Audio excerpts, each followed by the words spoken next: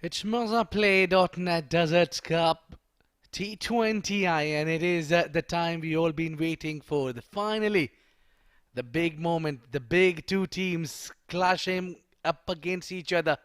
A big encounter. Oman, the home side, taking on Canada. We're live from Al Emirat Cricket Stadium here at Oman, and it is the battle to witness the final game we all been waiting for. They had a lot of hurdles, a lot of drama and action to reach this level. But now it's time for Mikhail to take on the two captains who are at the center for the toss.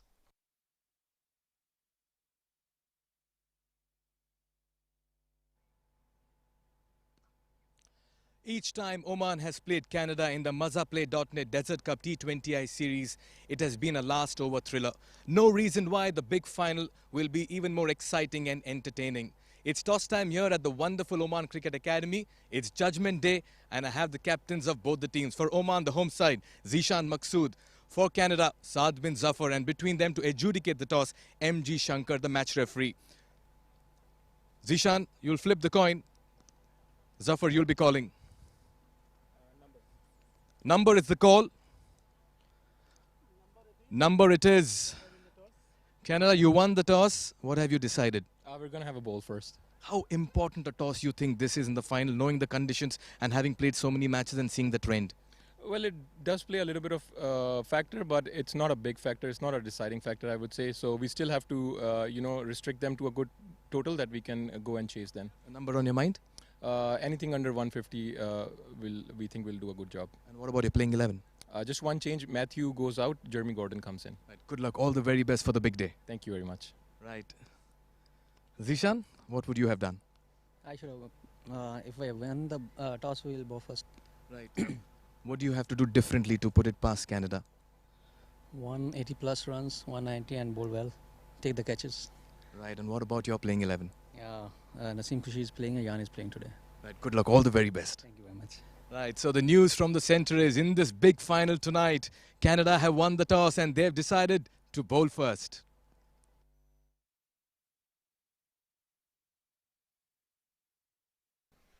Well, it's always been the case whoever win the toss and elects bowl first, and yet another not surprising decision there from the Canadian captain Saad bin Zafar choosing to bowl first, and that's the lineup for both the teams.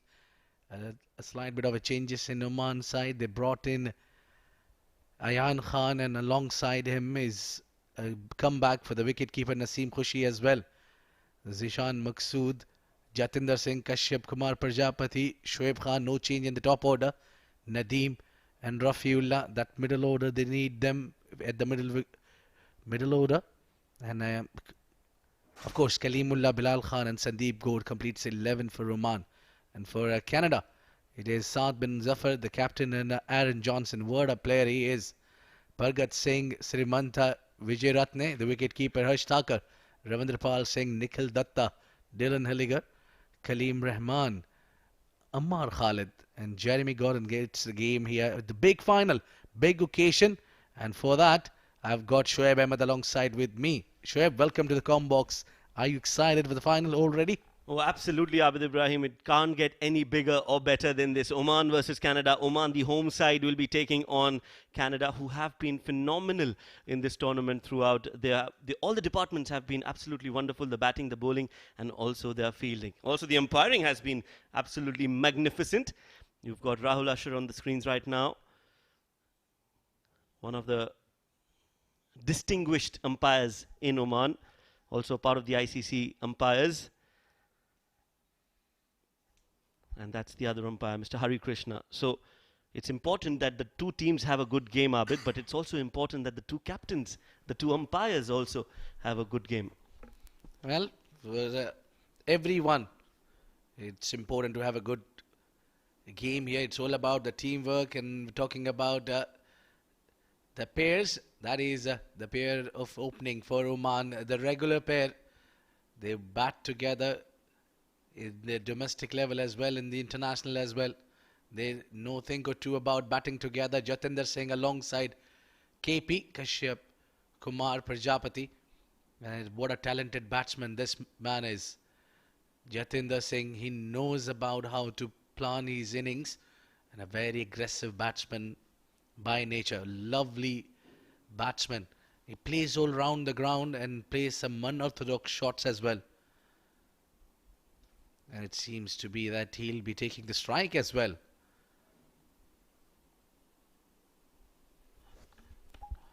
Yes, he definitely has a big role to play for Oman in this game tonight. It's the big final, and you expect your big superstars to perform when it matters. So it won't be any different for Jatinder Singh. 33 years of age, 1,000 runs in T20 internationals.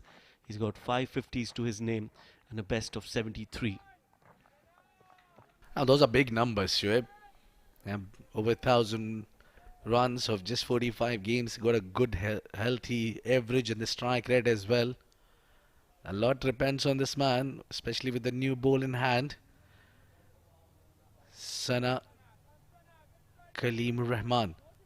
He's got 11 wickets in 11 encounters, and today is the day where he can handle the pressure, but the best way he thinks is with the smile on his face, and he looks confident. Partner of Jatinder Singh, Kashyap Kumar Prajapati, he's also got a good strike rate, just over 110, an average of 22. But I tell you, when the day belongs to him, he can do wonders. Just one game away from that big, and maybe what could be better occasion than this to bring your A game. Oh yes, bring your A game, your A plus game. Bring your best and give us a best game to witness here. We're all excited. It took us a week almost to get to this moment. Let's play, says Rahul Asher. Jatinder Singh will be facing the first ball as Kaleem will start from his run up. Here we go. First ball on the money as always from Kaleem Rahman. He'll be certainly looking for that nipping in delivery to the right hander. It will not be easy for any batter to tackle that one, especially when it is targeted towards your pads. The idea should be to trap the batter in front. He seems to be happy today. A lot of smile on Kaleemullah, not that usual. Aside from the fast bowlers, they're usually angry and glumsy. They want to go hard at you, give you some stare as well, but that's not the case here with Kaleem. He's more of a smiling boy. Oh yes, it's important that both these teams start off well. We have seen that a lot of times, Abid, throughout the tournament. The teams that have started well in the first 6 overs have gone on to win the game more often than not.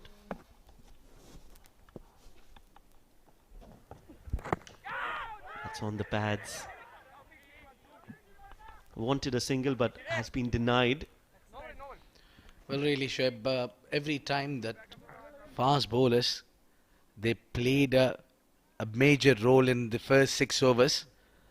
Most of the time they delivered out of at least 8 times out of 10 throughout the tournament, all these 4 teams.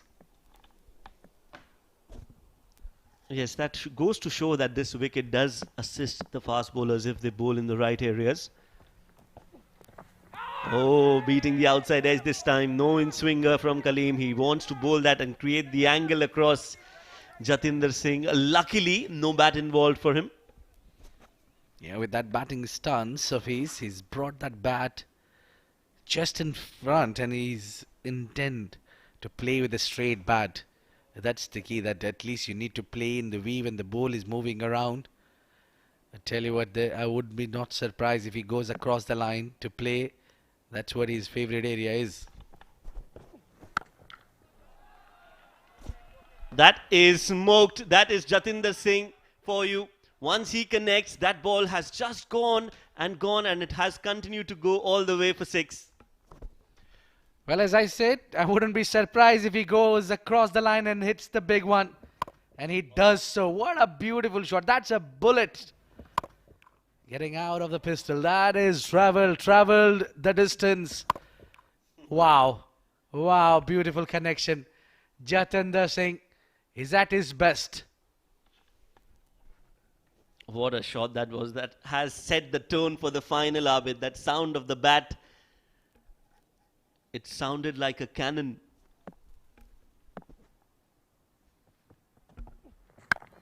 Goes towards the offside and they're running quick.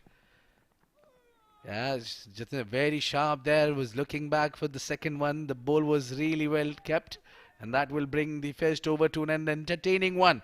7 for none.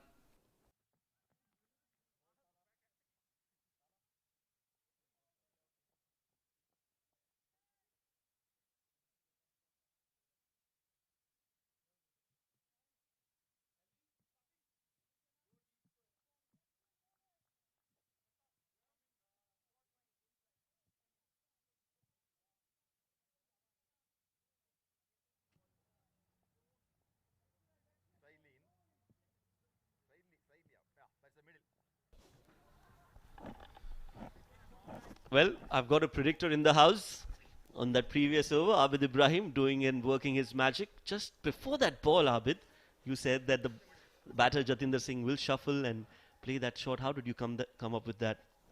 Well, it's just that I every time love this man batting, and I know where his strength and I don't know about his weakness, but about his strength. Yes, Ammar bin Khalid. 12 wickets for him in 7 encounters, and what a bowler he is. A difficult contender to beat.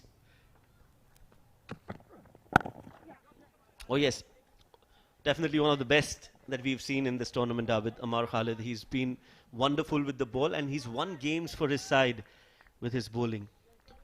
Clearly a match winner, and you need few in your team when you were playing at big occasion. This is now the reason Canada is playing the finals, because their bowlers also bowled really well. Not taking anything away from the batters. Yes, they batted well, especially Aaron Johnson. And there you go. It shows it's a big occasion. Spectators are there. Oh yes, it's the big final. Some movement in the air. Brilliant effort by Saad bin Zafar.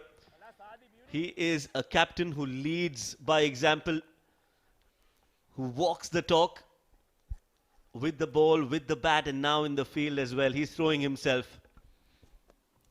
Well, he's electrified in the field, and he certainly saved the boundary. Look at the effort. By doing that, so you are making everybody realize around you that you're playing the big game. The final it is. For doing so that, you need to put a little bit of extra yards. Beautiful delivery from Ammar. That is where he's most dangerous, just outside the off stump. The batter is not sure whether the ball is going to come in or shape away. Some dignitaries sitting out there near the dugout to watch the team play for the final. Look at that. Just tried to play a little late, but it got perfect.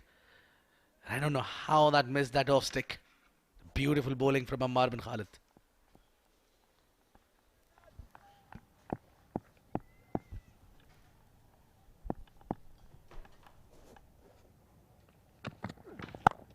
He's played that uppishly with intent.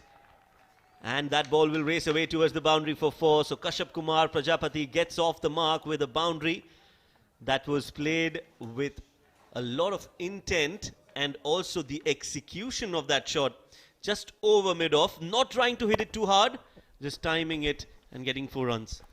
I tell you, it's very important for this man to score runs. He played up and over nicely, dealt with that slightly fuller length delivery. I think that dugout, the fans of Oman, they would really be watching this man perform, Kashyap Kumar Prajapati, because a performance is due on him, and what would be the better occasion to deliver than the finals. Oh, that's a good back foot punch from Kashyap Kumar. That's what a boundary does to you. Once you middle a ball, once the ball races and crosses the ropes, you get a different level of confidence and self-belief. You've got a good number of people out there who've come to watch this big final, and expect the crowd to increase as the game progresses. Well, indeed, it's just that second over, and they're just chipping in, they're just coming And there is no tickets, nothing. All you need to do is walk in. Well, we need some security. We have got the brilliant glass in front. Don't worry about it. Oh yes, it is absolutely bulletproof, this glass. A few hits that were hit straight at us. We were saved just because of this wonderful bulletproof glass. So end of the over, 2 overs. Bulletproof bowling from Ammar Khalid. 12 for no loss after 2.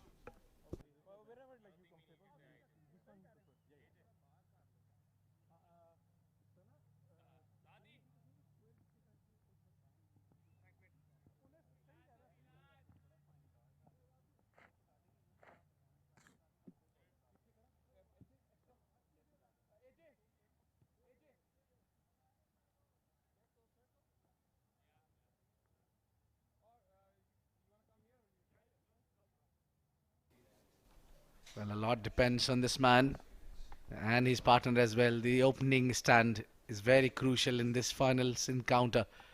They had a couple of games before playing the big game, and one of the games where Canada has beaten Oman by just 1 run, and every time they come up against each other, they give in all the thrills and the dramas.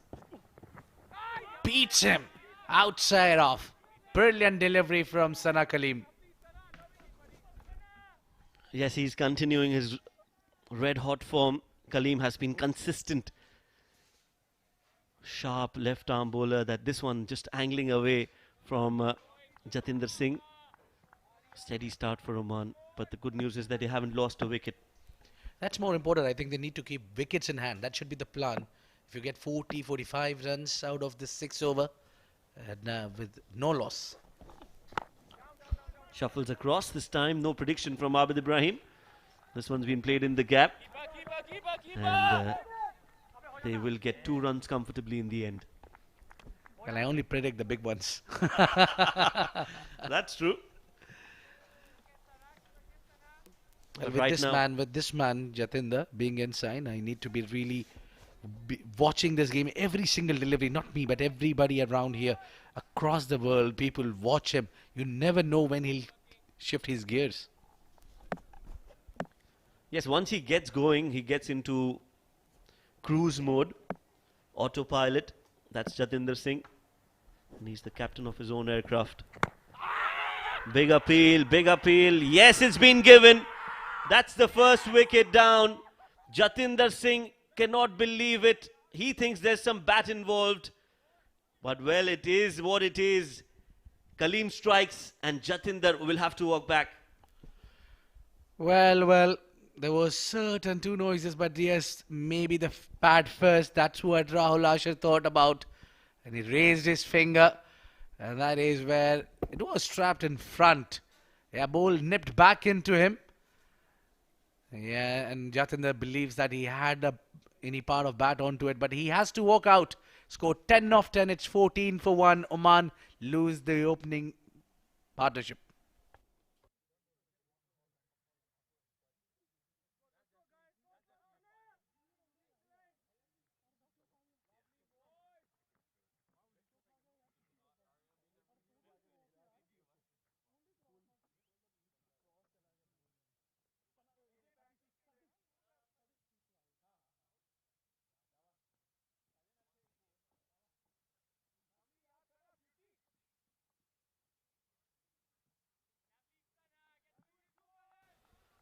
Fourteen for 1.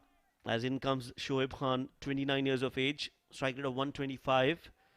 Early days for him in terms of his career. But what a night this is going to be for him as well. He needs to bat and he needs to perform tonight for Oman. Has been shown the belief and has been consistently sent at number 3. Maybe tonight is his night. Well, you can understand that throughout the tournament they haven't disturbed your number. That means they rely on you heavily, despite some failure shows also. But another one, and that is slightly close. But I think that was maybe drifting down the leg. Let's look at that again. Looked like there was some bat on this one. First ball, what a first ball to be facing. Here we go. Well, difficult to say from this angle if there was any bat involved. But I think it was also missing the leg stump. Yeah, that's what I thought also, because that ball nipped in really, really well from Kaleem. A sharp movement there.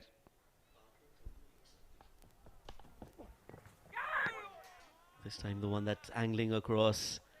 This is good bowling from Kaleem. This is smart bowling. What he's doing is he's using it to his advantage, that movement in the air. This time, let's quickly look at the replay from that wicket of Jatinder Singh. Slow and steady. The ball pitching in line. Impact is definitely in line. Can't say for sure if there is any bat involved, but from the looks of it, for me at least, I think that was hitting the stumps. Yeah, he was also looking at the umpire for a while, hoping that he might call him back. No, that's not the case. And now beating him outside off. And Kaleem, who has a really, really good start here. Oman struggling. They lost first wicket. It's 14.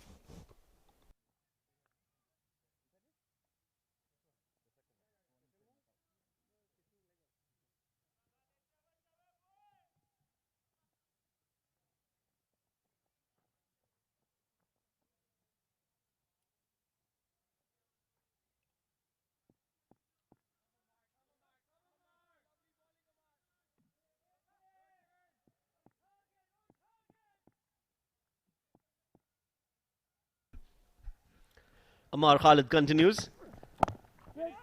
Played on the back foot. No run. What does Kashyap do now for Oman to get to a good position? It is important that Kashyap stays there till the end. But what is running through in his mind at the moment? He's lost his partner in Jatinder Singh, and there was a narrow escape for Shoaib Khan. I think there must be a plan B, that what one batter leaves, what other need to do. And I think Kashyap might play slightly slow here. And that should be. Not going for all guns blazing. This time he just nudges it towards mid-on and takes that single. Will bring Shoaib Khan on strike, who has failed to get bat to ball until now. Yeah, there's been a pressure applied on Oman too early. The visiting side, especially the fast bowlers, they've been screaming the lungs out for that leg before, and that's how it is. You need to really be hard at it when you get anything in front.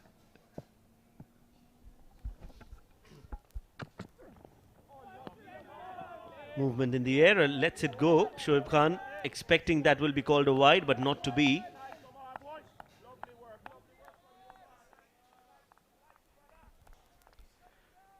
And look at the movement. It's really hard with that pace to deal with that movement. Yes, there was a width and offer, but at the same time, it's a risky to play on the front foot and try to drive it.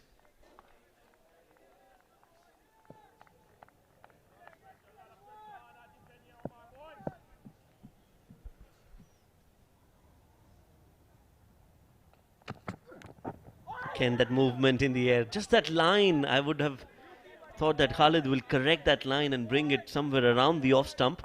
That's where the slip will come into play. Has been too wide for his liking, and Shoaib is very happy to let that go. In two minds, but finally decides to let it go. Yeah, I think you shouldn't be trying to get those boundaries early now, especially when you lose your partner or the first wicket has been down, and especially Jatinder Singh. They rely heavily on that man. He's a match winner for you. He's given that first six on the onside, the way he started. Again a movement, and again a miss there by Shoaib Khan. He's taking his time, and I think that is allowed for him to take some time, but more importantly, deliver.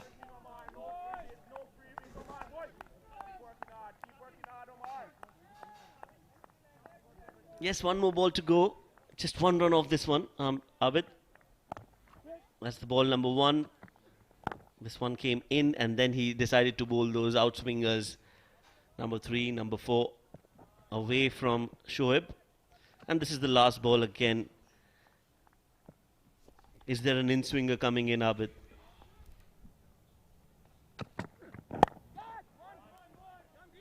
Yeah, as you predicted. So as Shoaib, he opens his account, gets 2 runs, good running between the wicket. And that concludes the over number 4. It's 17 for 1 Oman.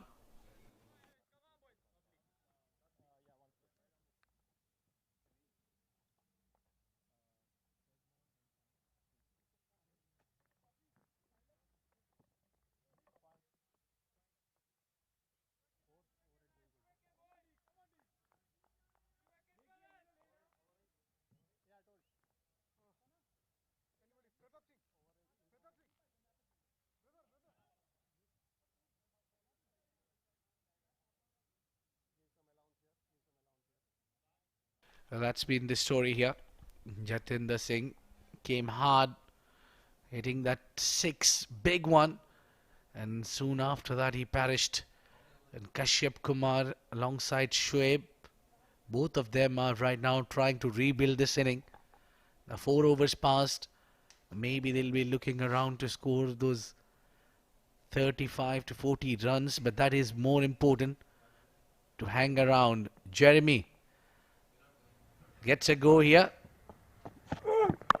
Oh, that is upish, up in the air. Can this be a wicket? Yes, it is. What a start this is for Jeremy. First ball strikes and a big one. Oh yes, it is indeed a big wicket. Kashyap Kumar Prajapati wanted to go big, just couldn't time it, and Jeremy has got a wicket at a very important time. He wanted to play it over mid-wicket, was a skyer, went up in the air and stayed there for a long time, and that was a difficult catch that Ravinder Pal made it look so easy. In the end, it's wicket number 2 as KP has to depart. Oman are 17 for 2.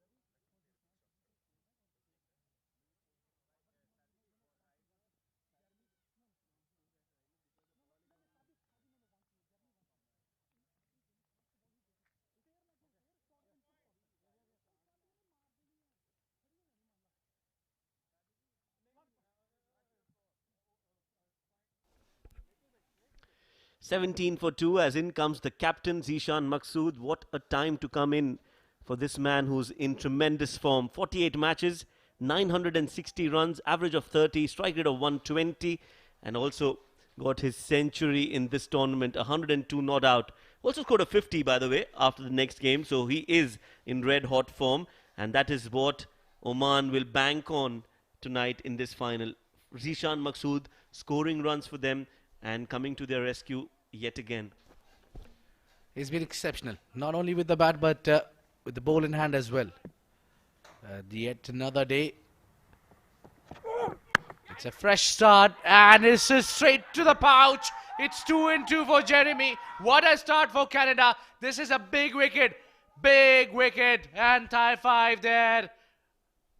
Well, it's the same pair that has taken that wicket first. Jeremy gets that ball outside off and it is hit straight to Ravinder Pal Singh, who takes a blinder of a catch. Not even time for us to blink while he takes that catch in slow motion. Let me tell you, it looks a lot easy, but it is never easy when it comes at that speed at point. There you go, the double Thai-Fi celebration, because it is a double wicket for Jeremy. What a comeback in this game for Canada. 17 for 3. Zishan Maqsood out for a golden duck.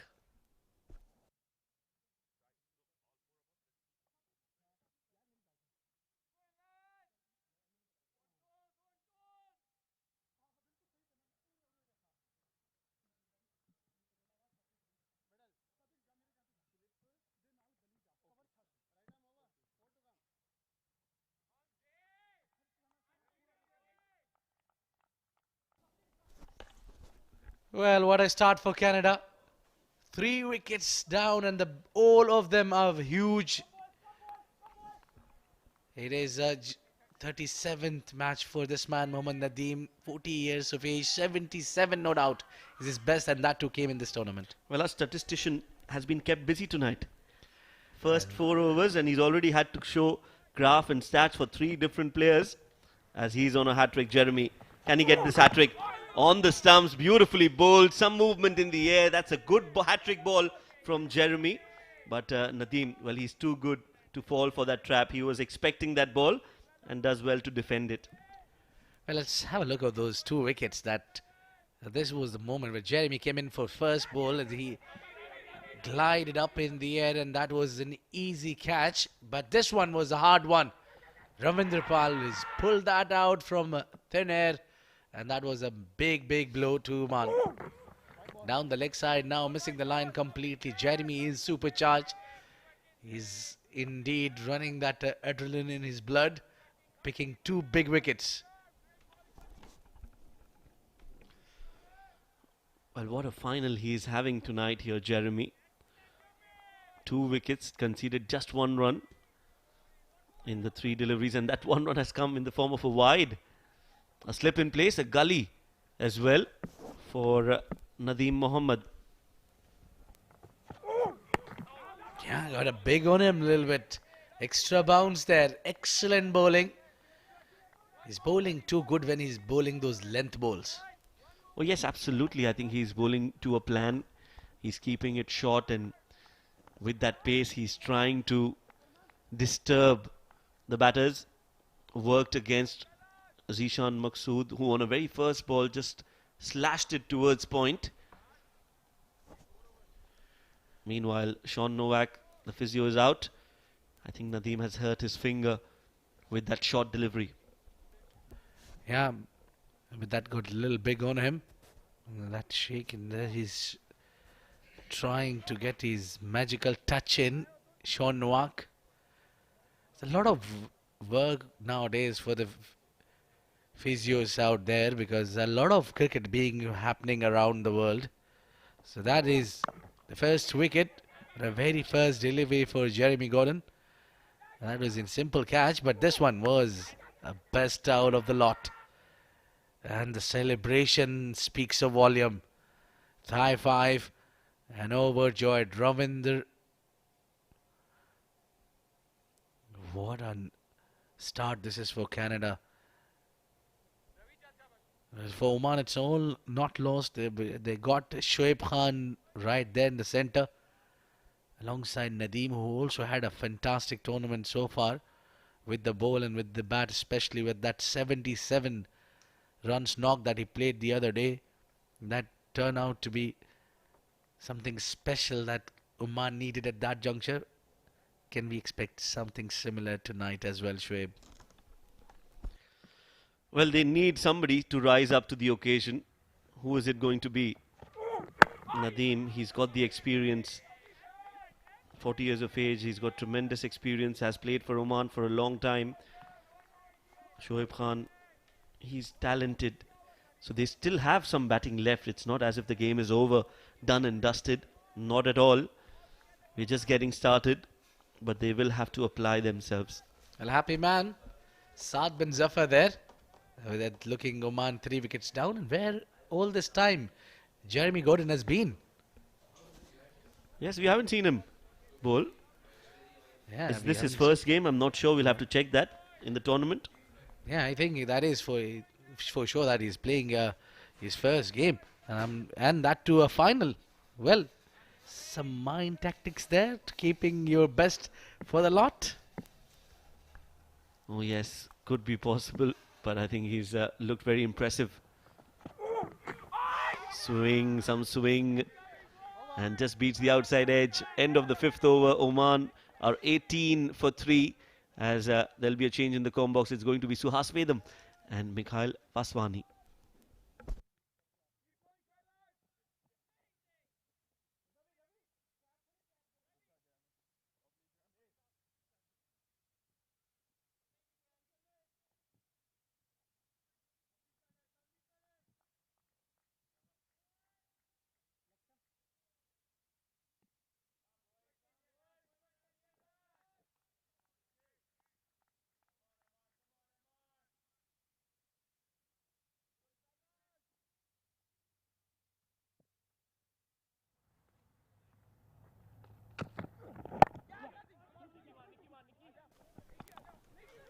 18 for 3.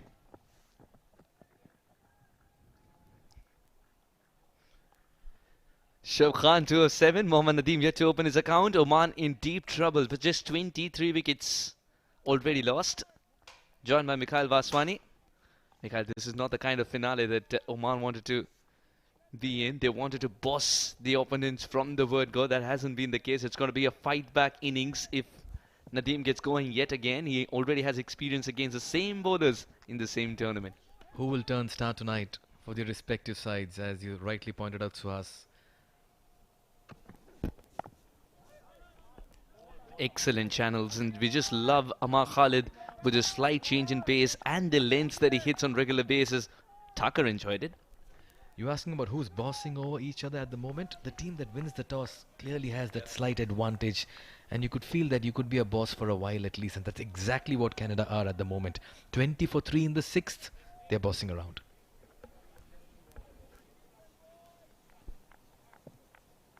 They've vindified the decision, isn't it? And this man on your screen, he's been absolutely brilliant. His catching's gone to next level in the last 2 games, including this one.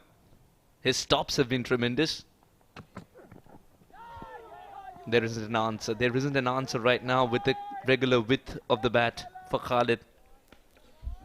Just like the way he gets the deviation off the surface as well at a height, and the swing too.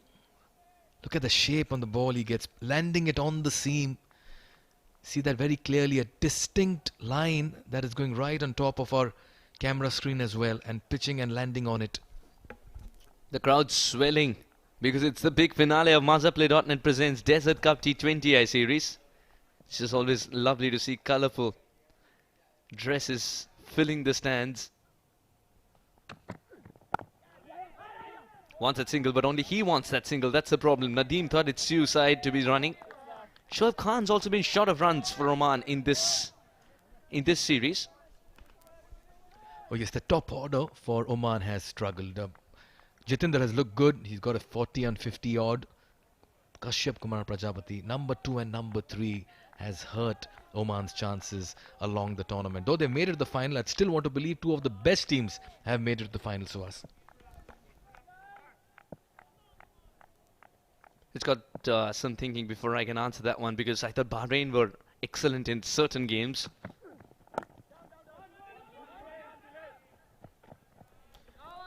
But Bahrain is the only side that lost to Saudi on 2 occasions, unlike the other teams. You mean to say they made up for it? No, I mean, just see how quickly the tournament changes. The crowd will pour in from all sides. That's Mr. Vinu, if you remember. That's Mr. Vinu, Mr. Ikram Sadat, enjoying this big finale. We've come here so often, Suhas. It's home away from home now. I'm quite content calling it one, Mikhail. Quite content. Hi, neighbor. Hello there. And for the moment, it is a big hello to the Canada side who've done a remarkable job in the first 6 overs. It's 21 for 3.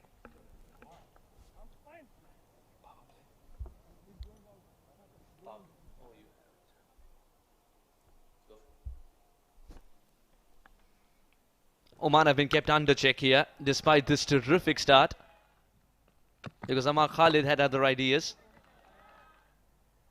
Those were genuinely good shots, but then this happened.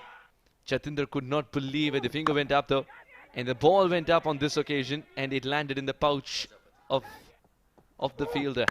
Kashyap Kumar Prajapati departed. An excellent catch from Singh to ensure the 3rd wicket fell as well. He enjoyed it. I'm not quite sure if Jatti did back in the pavilion, even though it wasn't his wicket. Was that a double thigh five? We've seen many thigh fives. Right, triple, double, everything coming out. This is why our replay person Zia is so good at numbers. He's counting. 6 overs gone. 21 for 3. Oman under check here. Jeremy Gordon, more wickets than runs conceded. And what an inclusion he's been in the side. Saved the best for the last, you reckon, coming into the final and made an impact first up. Pace, bounce, swing, seam. He's dishing out everything. And all this while he's holding it cross seam. Excellent. He's got a man at deep backward square, so another single. Now Jeremy has earned this tag of being called Mr. Franchise Cricket. Because the amount of franchise cricket is played all around the world, in this format especially in the Western world, he's incredible. He's got a lovely habit of posing with his trophies as well, which sort of tells us where around the world he's been and how much he helps them win those tournaments as well, on the cusp of another perhaps. Beautifully played in the same region. Single down to fine. Suhas, you know quite a lot about Jeremy. I'm sure you followed his career. Yes, and off late, what I love about him is the fact that he's been working on his batting as well a lot. He can tonk the ball a long, long way. And not just that, he's great at adapting to different styles of play depending on what the team wants him to. If he wants, he'll also come in the middle overs. We'll talk about multi-dimensional cricketers. Here is another one. Look at that. From back of the length, he's getting that ball to carry. Appreciation from Aaron Johnson as well. And a doubt in the mind of Shoaib Khan. Wonderful. What do you do? Vijay Ratne is quite content collecting it at that height. What do you do when the ball's moving so much in the air and then after pitching even more so, slightly away from you? Shoaib Khan 6 of 14 has been a resistance effort. He really hasn't got going in the entire tournament. There's 1 6 that we all remember, but that's about it. Oh, driven straight to Saad bin Zafar. Wicket number 4. Shoaib Khan departs. May have got the toe end of the bat, but Canada are celebrating. No, it's not a replay of what happened a couple of days ago. Zafar completes the catch in the same region and Shoaib Khan gets out in the same manner 2 days later as well. This is a planned wicket. He hasn't done his homework, but Zafar has. What a good take. He snatched it out of thin air. It's not easy to take these when they're coming to you at full speed. Shoaib Khan departs for 6. 23 for 4, Oman.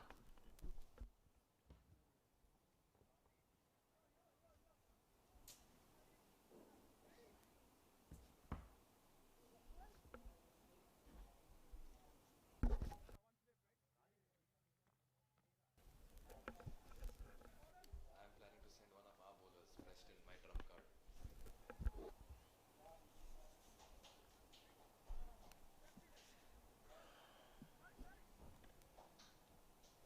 23 for 4. Ayaan Khan's come to the middle with 11 matches, 108.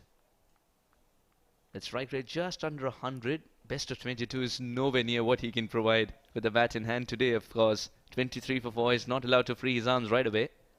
Jeremy Gordon's got that extra bit of pace as well, and I love this formula that he has in mind. For every wicket you take, you can concede a run. That's all right. Sometime back it was 2 in 2, and now it's 3 in 3. That's how Jeremy has turned up this evening. He's been the surprise element, dished out and caught the Oman team on the back foot. Once upon a time, there was something called jet lag.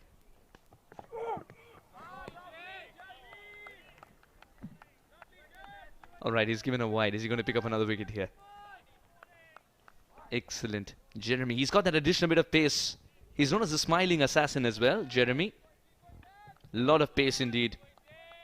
And he's enjoying himself. He can smile, laugh, because he's done the job for his captain up front. In only second over, he's accounted for 3 wickets. What more can he ask from someone who's playing his first game in the tournament? 100% true. What a time to turn up for your side. Jeremy Gordon. Easily the quickest in Associate Nations cricket, I think. Oh, yes. If you ask Ayaan Khan, he'll tell you, yes, indeed he is. What a good collect as well that is, just in case there's some bat on it. One of the quickest for sure in Associate Nations cricket. This one came back in. Little did Ayaan Khan do with it. And Jeremy is looking at the stumps and saying, how did that miss? Ricocheting on the stumps. If you thought Kalimul Sana, Amar Khalid, and now Jeremy, this is quite a pace trio for Canada. Oh yes, it's been delivering the goods as well, Mikhail. Swing and a miss. This one didn't shape away from him. What an over this has turned out to be. 24 for 4, Oman.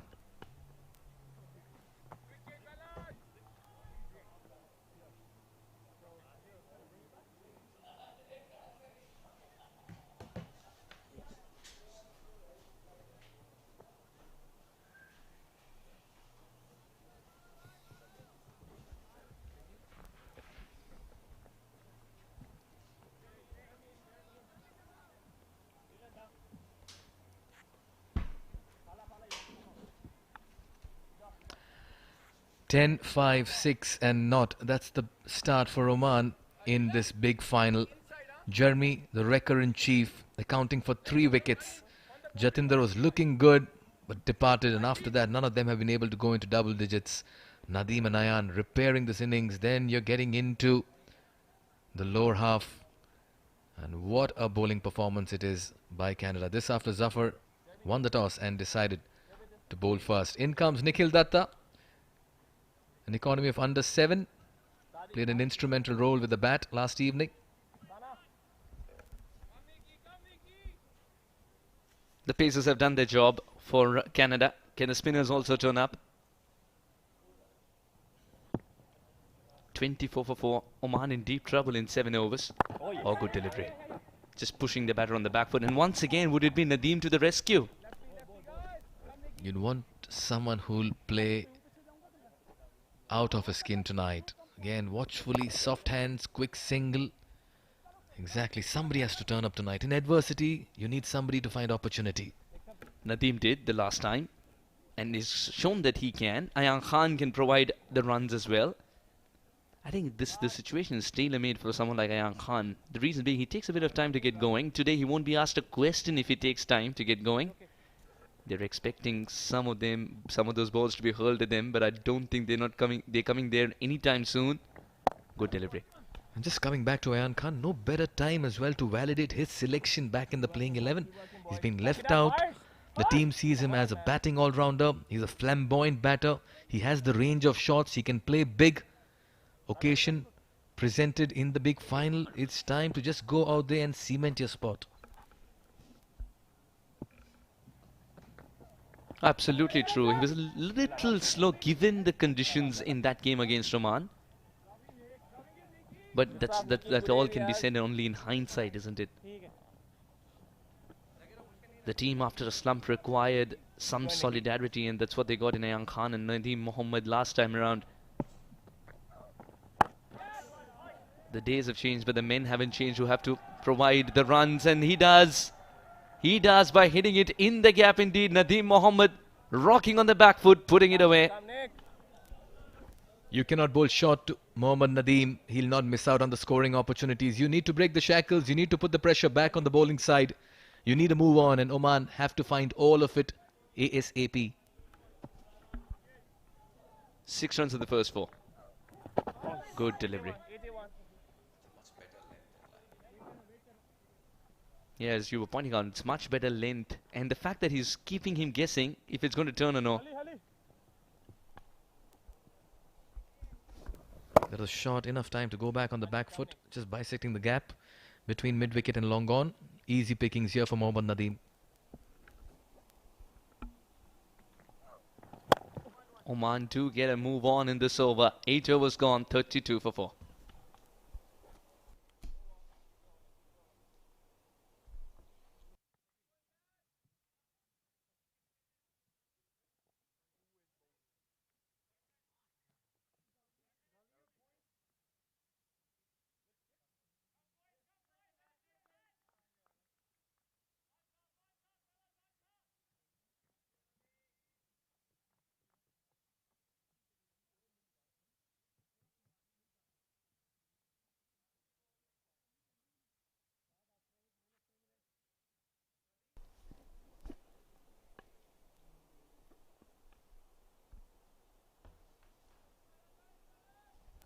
Now here's a man who can give you a gentle smile but kill you with pace. Jeremy Gordon's back in action. Whole of JB Masters Club is watching right now, as this man's turned up at the right time for the country. In Abu Dhabi, dry conditions, difficult for bowlers to bowl long spells. He was delivering 140 plus on a regular basis, Mikhail. Just tells you why he's the quickest in Associate Nations. And the fittest as well. We can certainly add that word to his personality. If you can do that consistently in trying difficult conditions, you're certainly an edge, a cut above the rest. Once again, that extra bit of pace is something that the batters are finding difficult to handle at least till now. And we aren't talking about new batters anymore. Nadeem had faced 9 deliveries before this, if not 10.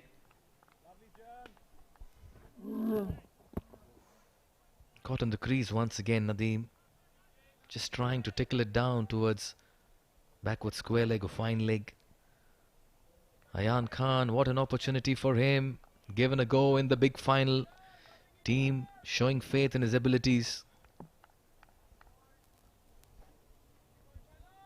2 runs at the first 2 balls. It's so far so good for Jeremy.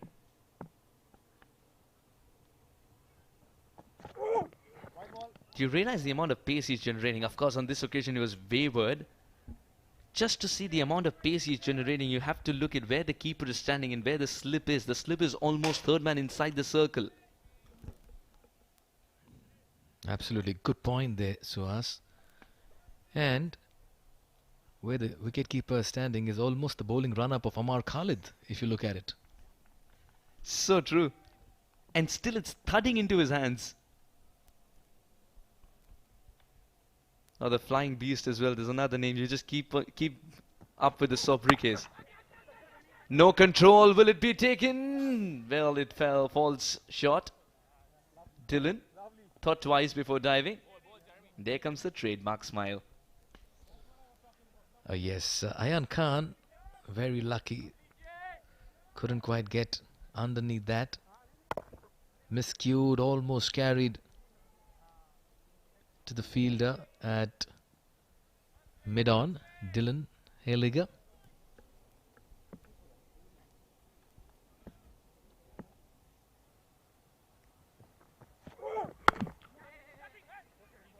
He's giving it everything. And also he's fresh. It looks like he's been preserved for this particular game. He's come out strong, hard. He's not had to weather a few matches before this, so you can certainly understand he's high on energy, high on intensity. Fresh legs, they say, bring about a different kind of exuberance in the middle. But he had to adapt. Different conditions compared to Canada. He had to adapt, and he's done that so well to be answering above and beyond his call of duty so early. He's landed, it's been a while, and there you go. I think he would be very handful in the 50-over format as well. He's certainly done the job. The slower delivery. That's been put away. That's been put away wonderfully by Ayan Khan. He was waiting for it, watching till the last moment. Picks the gap, gets 4. What a shot. This will certainly help Ayan Khan's confidence. He needed a shot like this to just get him going. He's with a senior pro. Youth and age in the middle.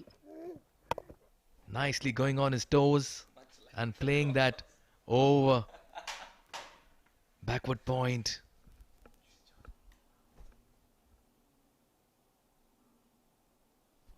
One more to go.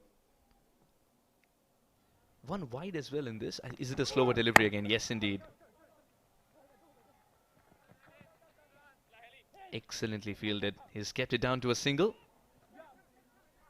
No, he hasn't kept it down to a single. That's a wide throw.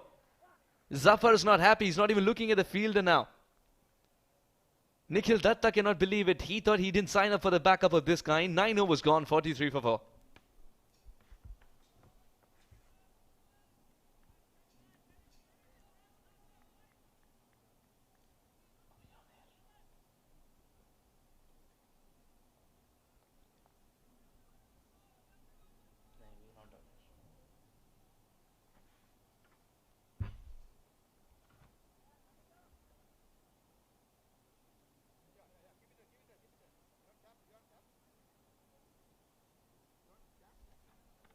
It's an ITW Prodigy and TPD 360 production.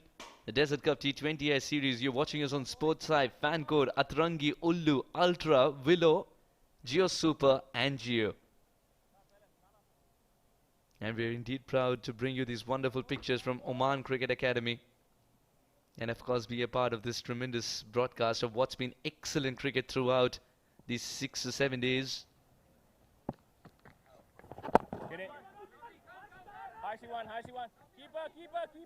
Nikhil Datta has got to keep it tight here, Mikhail, because if he can keep it tight from one end, you just sense that Jeremy Gordon's efficacy will go through the roof.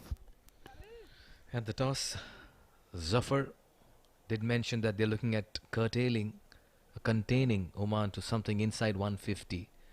And Zishan added that 180 is something they're looking at. It's a pretty relaxed deck out there. With Sandeep Gaur padded up. Yes, but they need to have some kind of a total to give their bowlers some kind of target to bowl at. Otherwise, it's going to get very difficult with the kind of depth Canada have. Yeah, it's a situation that's screaming, bail me out. Some impetus, and 6 it is. Ayan Khan's come out with a lot of intent today. The scoreboard might read whatever it wants to. If it's in the slot, he'll go for it. 50 comes up for Oman. Some cheer for the large turnout that has come to support the home team, and that's how Ayan Khan should be playing. He's known for this brand of cricket. He likes to take the attack to the opposition. There again. Goes big, goes high. Has he connected it? Not really. What a lovely catch by Zafar. He'll not miss anything coming at him. Ayan departs. Wicket number 5 of Oman is walking back to the dugout, and Canada once again are celebrating. This is a little moment where Ayan Khan had to gather himself. I thought he got carried away. He did see a short ball that he most times would put away, but he knows he's got 6 in that over, and they're trying to curtail here. Oh, that's a good catch indeed. Excellent catch. They're trying to revive this innings. He went for glory once again. 16 of 11. Ayan Khan's played a shot he won't be proud of. And once more, fantastic catching by Zafar.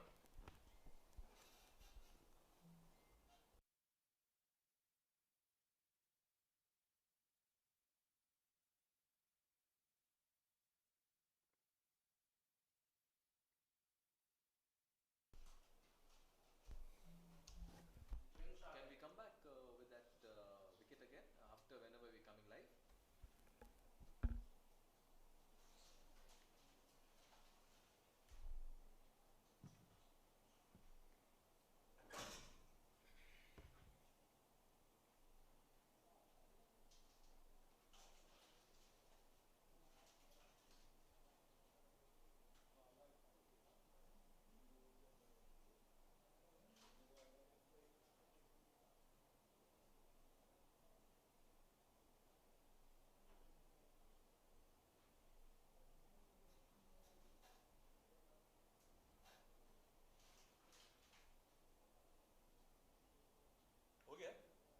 कितना ball बचा है 2 ball क्या खा रहा है कुछ भी समोसा एक दो बाइट खा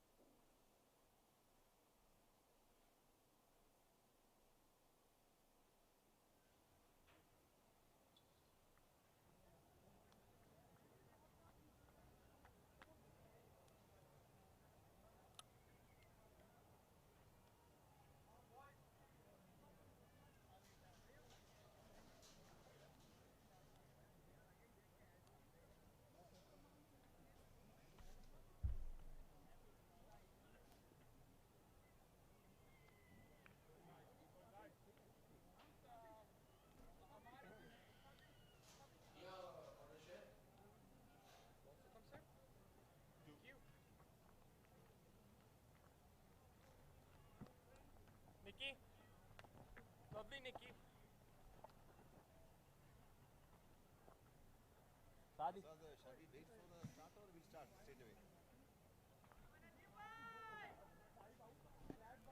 Nikhil Datta tastes success after being hit away for 6. As Ayan Khan tries to go for another and perishes in the process. In walks Sandeep Gaur, 31 years of age. Best of 31 not out. 102.2 that strike rate. He can provide a big finish, but now he cannot open his arms. He cannot go for the big shots and play more of this kind. And this is why Sandeep Gaur's in there in the first place. Mikhail was mentioning that's difficult boundary to clear as well because it's the biggest. But Ayan Khan decided to back himself, and Zafar once again with that catch, proving very, very effective on the field. Zafar makes Oman suffer once again.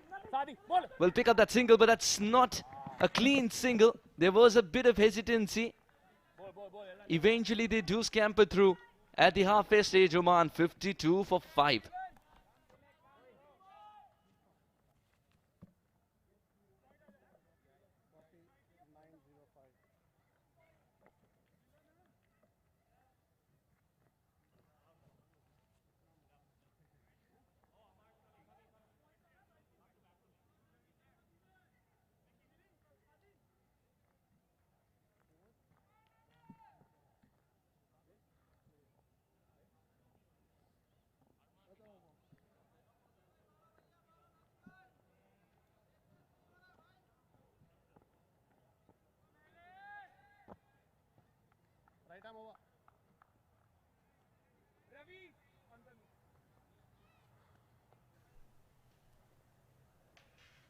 It's an ITW Prodigy and TPT 360 production. Dylan Hillinger, an economy of 7 in couple of 4 wicket hauls tells you his efficacy.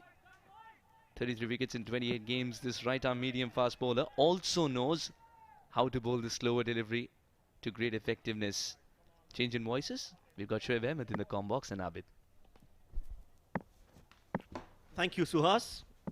10 overs, 52 for 5. And Dylan Helliger starts off well just outside the off stump. Joining me in the comm box is Abid.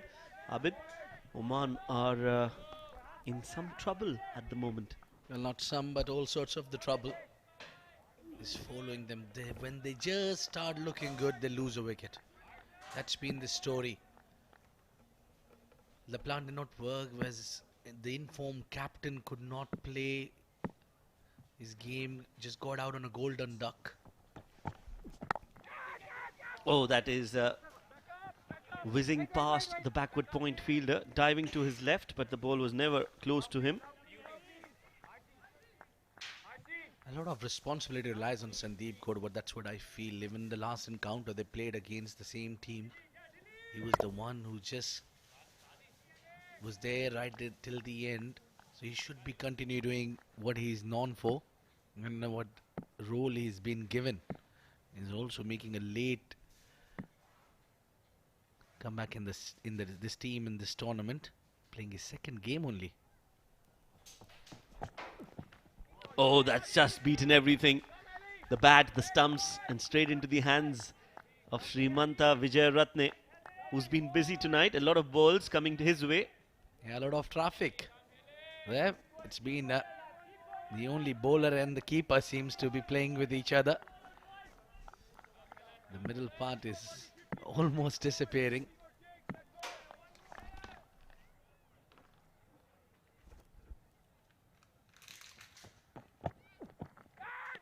Another swing, a hesitant push this time from Sandeep Kaur. And that's a miss as well. All the bowlers have done well. From here on, Oman will have to recalibrate and think what can be a good score, what can be a winning score. We've seen Saudi bat really well in the last 5 and got to 155. If Oman can do that and repeat the same performance, they will have that bowling firepower to defend it. That is sharpish danger, just stepped in front of the fielders. Well, I feel Saudi Arabia had all support, even not from their fielders, but from the nature as well. They batted well, that is nothing taking away from the recovery from their game has been great. They got a little big on him at this occasion.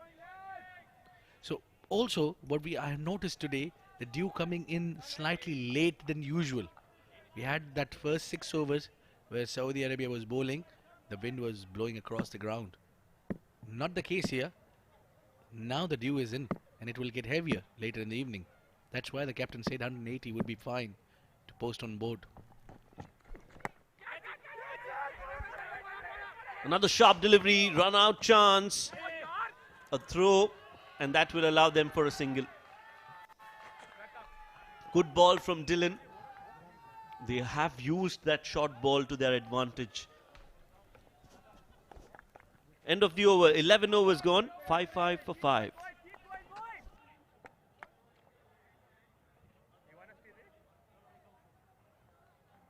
Keep going, lads, keep going, lads.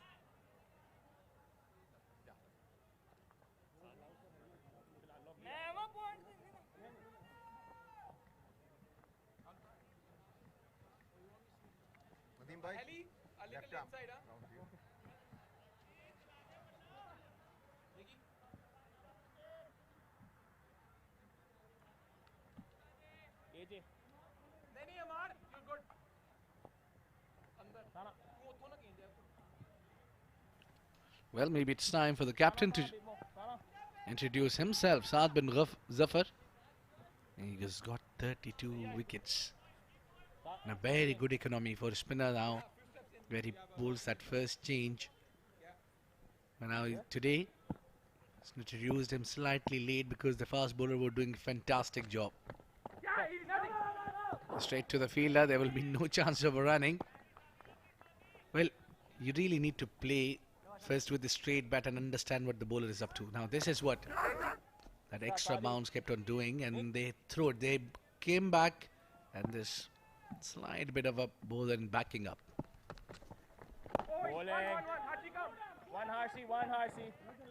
Happy to take a single, Nadeem. Yes, that backing up was not that great on the previous delivery of the last over, the last ball.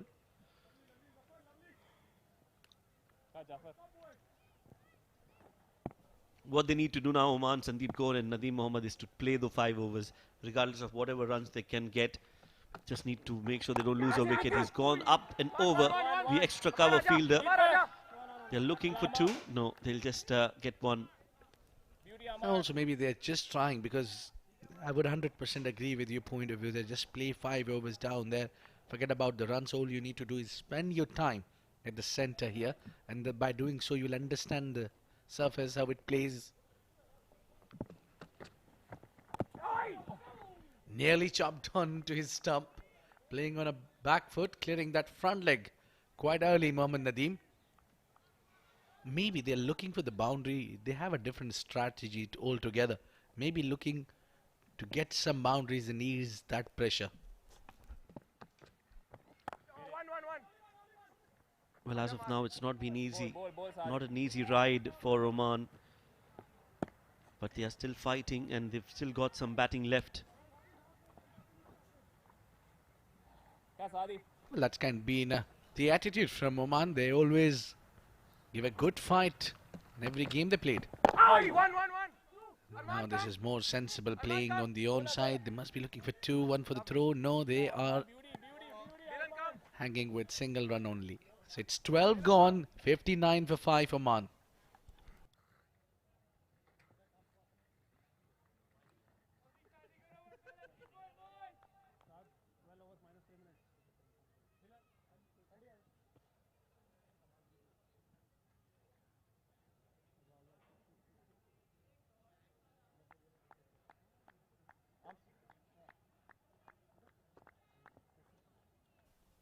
So that is the bowling performance of Canada so far in 12 overs. The pick of the bowlers has been Jeremy Gordon.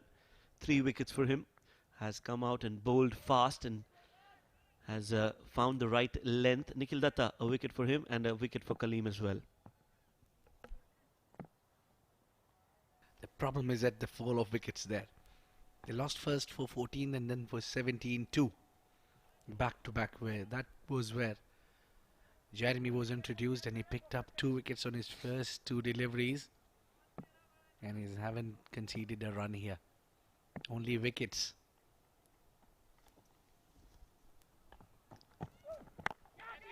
That's been pulled, that's gone in the air. There is a chance, and that chance will be taken.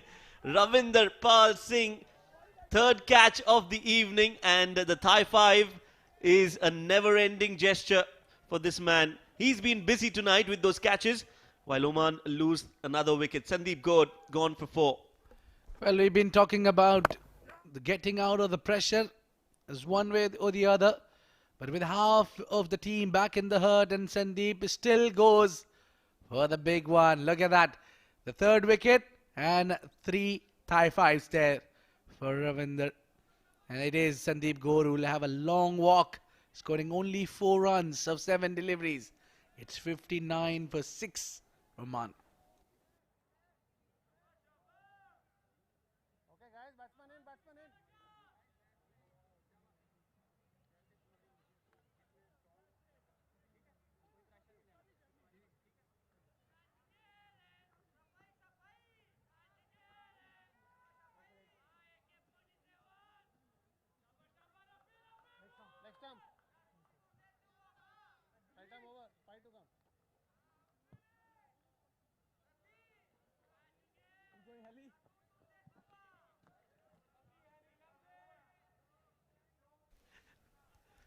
59 for 6 as in comes the all-rounder Rafiullah. 7 matches, 76 runs, a strike rate of 200. Well, that speaks a volume. It says about his talent. This is his first tour. First game he got of this tournament. He's been handed over the cap. And since then he's been performing with the ball, with the bat.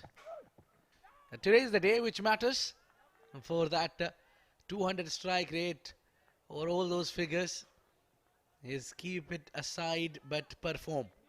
Show what is at the stake here. Rafiullah now need to change his game plan slight bit, because we know that he comes in to hit some powerful shots down the ground. But today it's all about applying yourself. Play 20 overs, Oman.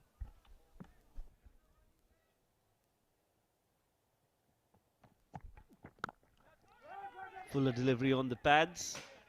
There is protection there, so this is good field placement. The mid-wicket is inside the 30-yard circle. I think they can afford to do that. They need to get more fielders and try and apply more pressure.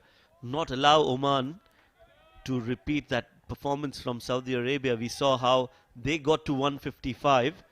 That's the field placement. Well, indeed, we have seen some upset yesterday. Even today, the same two teams going up against each other. Bahrain had a brilliant start of the tournament.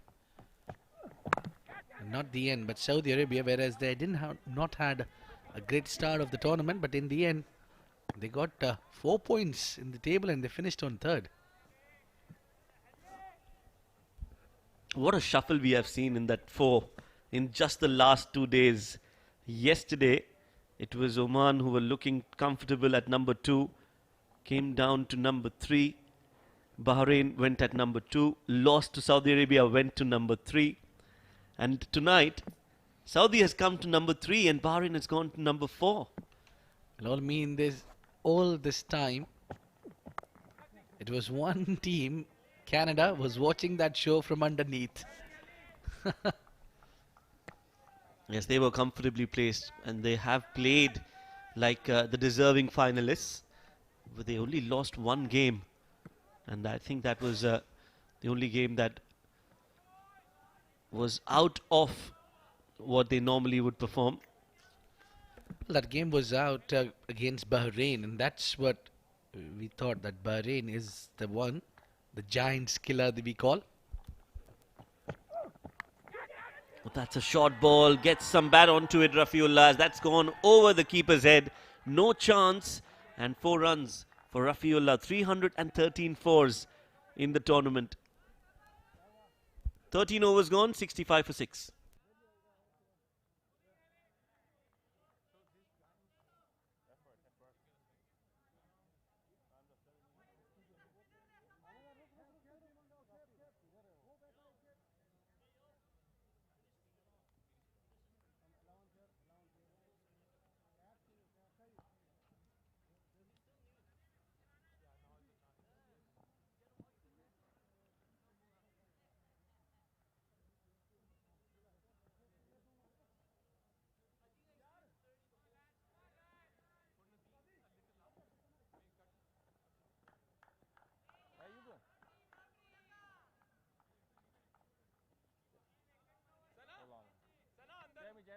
Alright, the captain will continue bowling his second over. Whereas Rafiullah and Nadeem on a rebuilding phase, they're really trying to reconstruct this and build a partnership. For that, they must be talking to each other a lot. One should go to the other and say, look at the situation from here. We really need to dig in and play some sensible cricketing shot. But too much of a turn there from Saad, which is not so great sign for Oman. Once this man keeps on getting those turn and bounce, I tell you, the match will be really difficult for Oman. Yes, this will now be an interesting contest, and I say Saad bin Zafar versus Rafiullah. How does he play against Saad bin Zafar? That is something that has to be seen. Sound of the timber, knocked him out, strikes the captain with the armor, surprise, set him up so beautifully. Nadeem has no clue about it. The ball has just came in with the arm. What a delivery, what a moment for Canada. The arm ball, and that has just breached the defenses of Nadeem. Between bat and pad, there's a big gap. And when you have that gap, the ball more often than not just passes through it and disturbs the timber. Bowled by Saad bin Zafar, he's walking back. It's number 7 down for Oman with 65 on the board.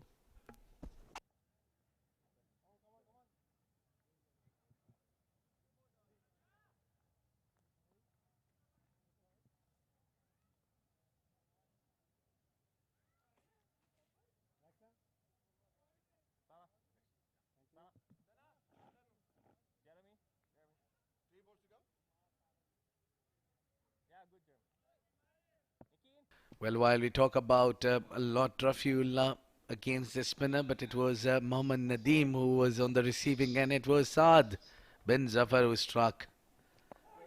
And he's bowling right on the money. Oh, close. That was very close there. Could have been a wicket, a run out. They need the last thing to happen. Oman, they're already 7 wickets down. It's only 65 at the end of almost 14th over we are at. That was the 4 that went over the keeper's head.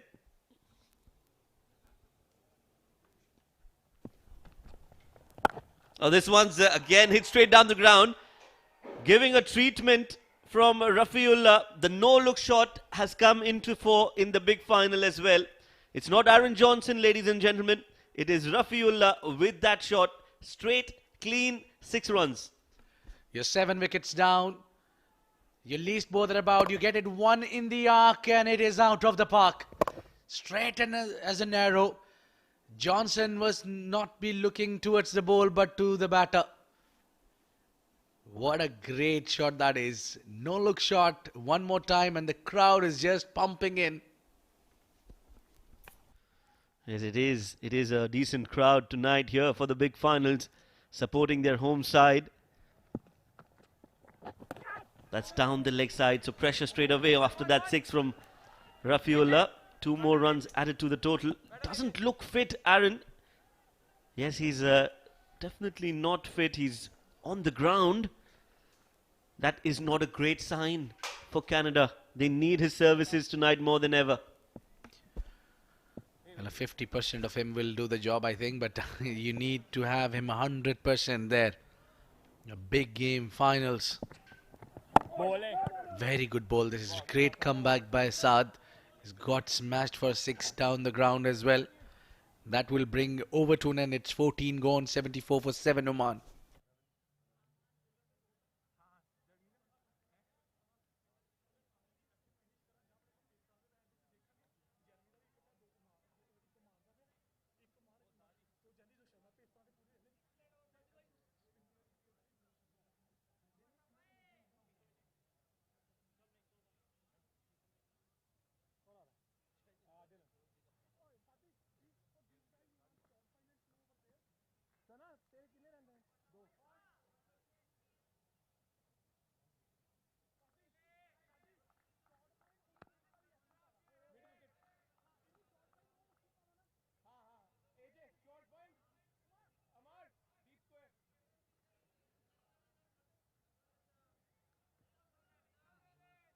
It's Dylan to bowl that 15th over. They're just 3 wickets away from getting through. And now this is the last recognized pair for Oman. Catch it is the call. Straight to the fielder at mid-off, and Dylan Helliger strikes on the very first ball of this over. It's Rafiullah. Well, what a big wicket this is in the context of the game. Their last hope, Rafiullah, is the walking back, and it was hit straight to mid-off. Danger, danger for Oman. No timing on it whatsoever, and you're playing in the air. That's playing with the fire when you're 7 down. And a lot of hopes going down with this wicket. Rafiullah was their last hope to get them to the par total, but not the case here. He scores 11 of 6. It's still 74, but for 8.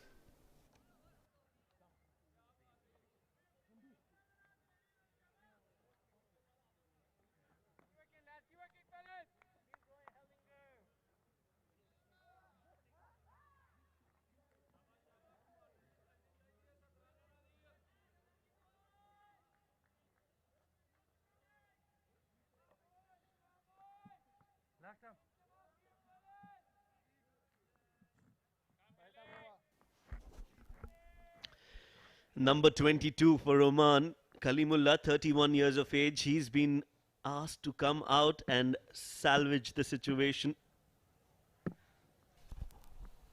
25 matches for him. He knows how to hit those big hits, but can he survive the danger that Dylan Helliger poses? Well, indeed. And now this is very different occasion for a big man like Kalimullah. He usually comes in to bag few sixes and go back. But tonight it's a little different than the usual. You need to apply yourself now. Play remaining 6 overs at least. And next to come is Bilal Khan. So now we are talking to the tail. Oh, gets that inside edge. Now a lot of responsibility lies on Naseem Khushi as being the lone aggressor and a proper batter. Yes, my concern has been that Naseem hasn't scored runs. He was in and out of the side and he's been reintroduced into the playing 11 for this big final. They've shown faith over him. They've shown faith in him over Suraj Kumar, who was a part of that setup for the previous games, but tonight it is Naseem Khushi. Plays it with soft hands. Can he bring some happiness in that Omani dugout, Naseem Khushi? Well, for that he need to place a little longer. He need to dig in. For that he need to keep himself more on the strike rather than his partner. So there is two kind of a challenge for Naseem Khushi. One is that we are just moving towards the end of the innings as well, where you need big shots as well. And also, you have a partner who you cannot let him play a lot of deliveries also. All sorts of trouble Oman is in.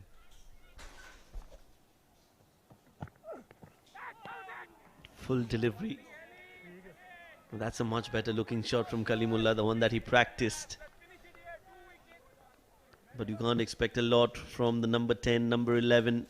When your top order has failed to perform, you can't be expecting them to come out and defend and bat sensibly. And that is what it is going to be. Kalimullah will have to play a different role, an unusual role tonight for Oman.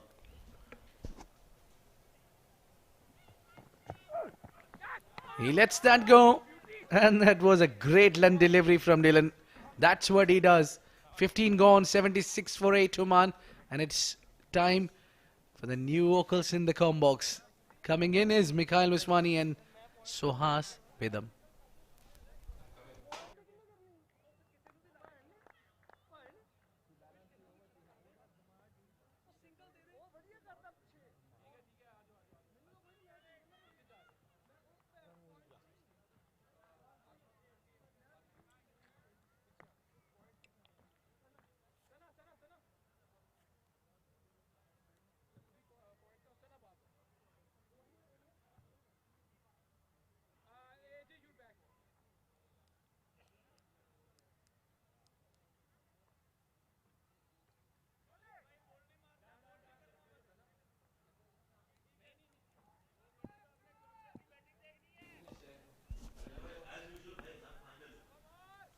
Amar in 3 overs, absolutely brilliant.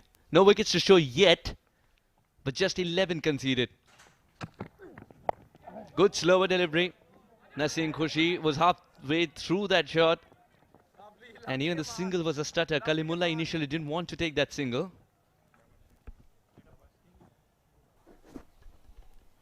Oman have struggled in that score of 77. Another off-cutter. How well he disguises that. Amar Khalid is brilliant. One of the top performers in this series. Yes, we have a player of the tournament as well to be given. Certainly a contender. And it's not like he's cleaned up the tail. Every time he's come in, he's picked up important wickets.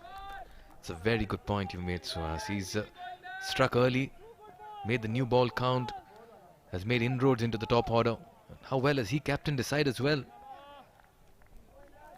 Oh yes, terrific indeed. Remember, Navneet, usually the skipper of Canada.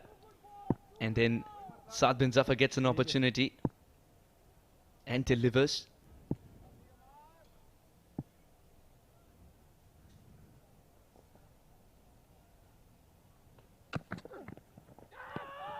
Just stayed put there, no feet movement. The tail's wagging. There's Naseem Khushi who can bring in a little bit of impetus and entertainment with the bat. But look at the channels Amar has maintained all through the tournament. Hardly been an off day for him. Not easy when you have back-to-back days as matches. A match in the night and next day a match in the day. As a bowler, your fitness is tested.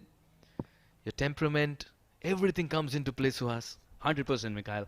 And that's where he has also managed his workload brilliantly. Kudos to the team management. Once that single, he always looks to be too close to a run out. Kalimullah. That's why he prefers to stay and hit the ball a long way. He was taking off. He was saying, Naseem, I want to get to the other end.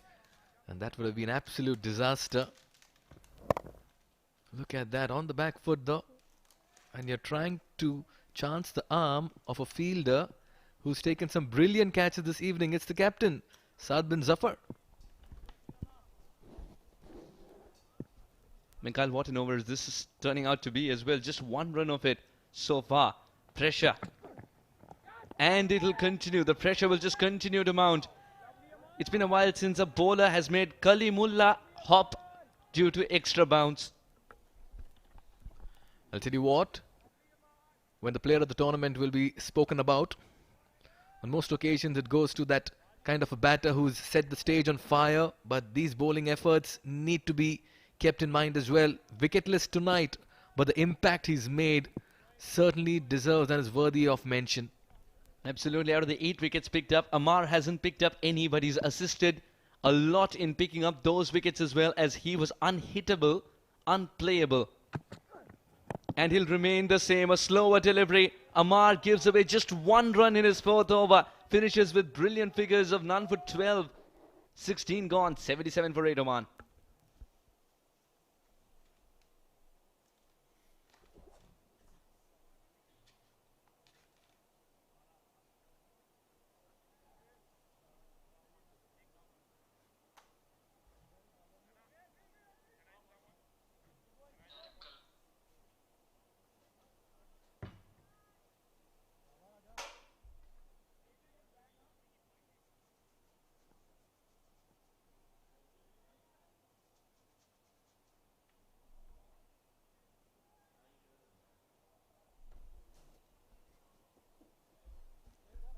It's an ITW Pro G and TPT 360 production.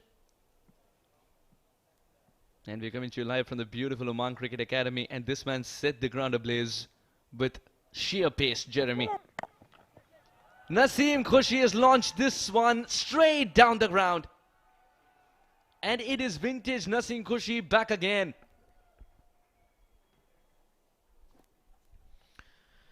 Oh, he got stuck under this one.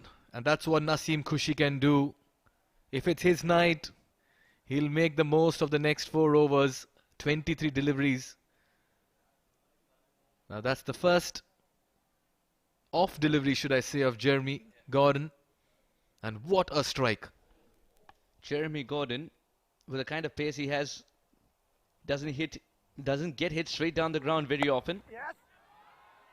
Just gone through with this shot as well and just traveled the distance with such ease.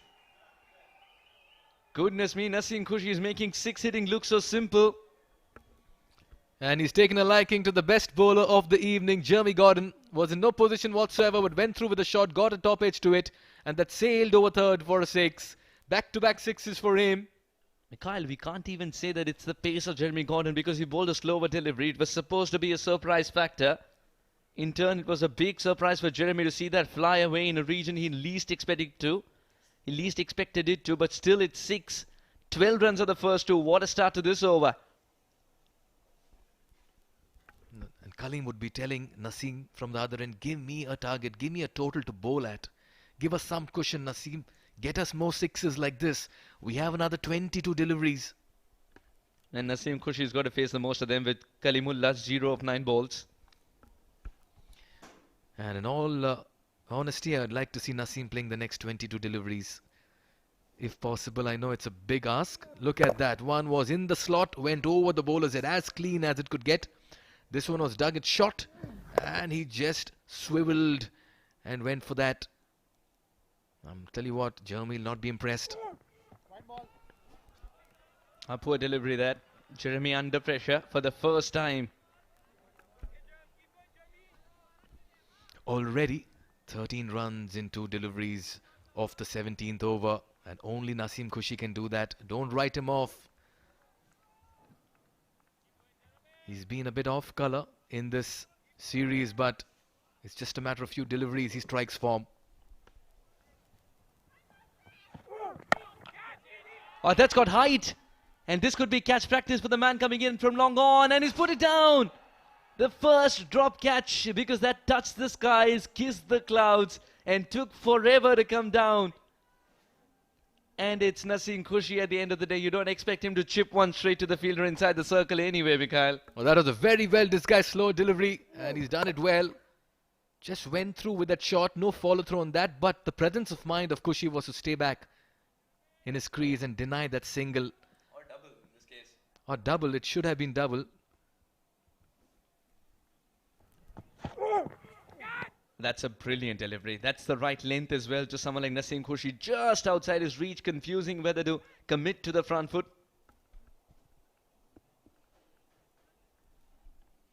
In hindsight, you're right, Suha. They should have gone for 2.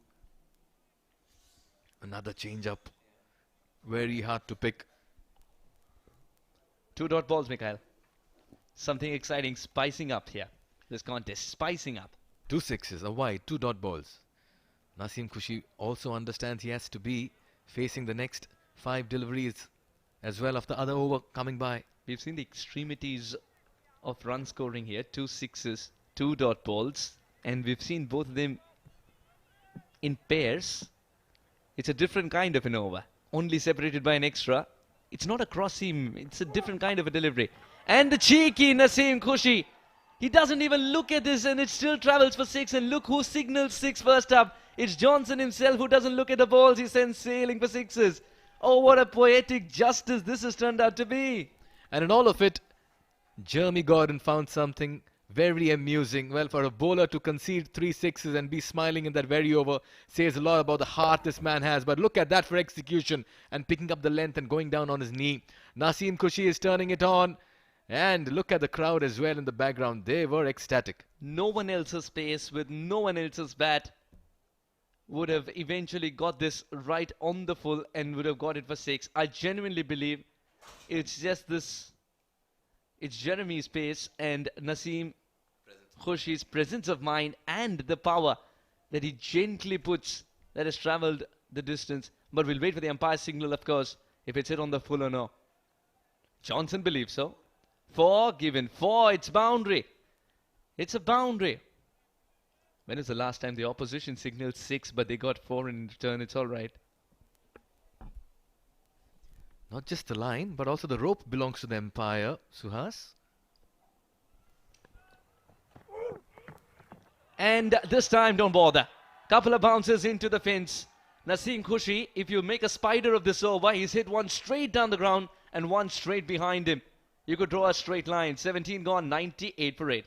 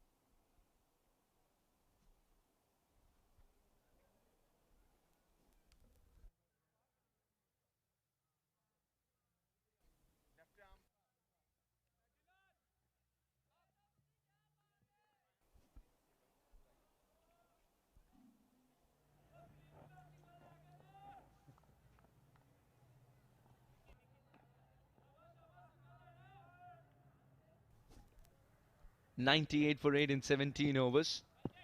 And that's Mr. Vinu. He's given a thump to the air. Sana Kaleem. He's got to be bowling the slower deliveries as well. What do you reckon? Because it's the lack of pace which seems to be working, which seems to be creating even half opportunities. The quicker ones are disappearing, and Kalimullah is already standing with his leg, with his back foot already stomped in there. He's not going to move it much. Open chested. Single is what Kalimullah is looking for. Not a bad idea. For a tall man who finds it difficult to bend in time, it's not a bad idea to be bowling that line. We'll take a look at this. A terrific hitting straight down the ground. If that wasn't enough, some from the edges of the bat and some from the full face of the bat, cheekiness galore. It's very difficult to set a field to this man once he gets going, and what a time he's chosen to get going as well. And there was a fist as well, as you rightly mentioned, Mikhail. Eventually, as it went past the keeper, because he wants 4 runs for his side. Okay then, Kaleem has secured the most important run of the evening.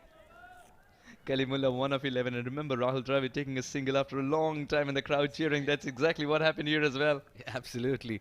Everyone wants to see more of Naseem Khushi. It's been a battle between Kaleem versus Kaleem some time back, and now Kaleem versus Naseem.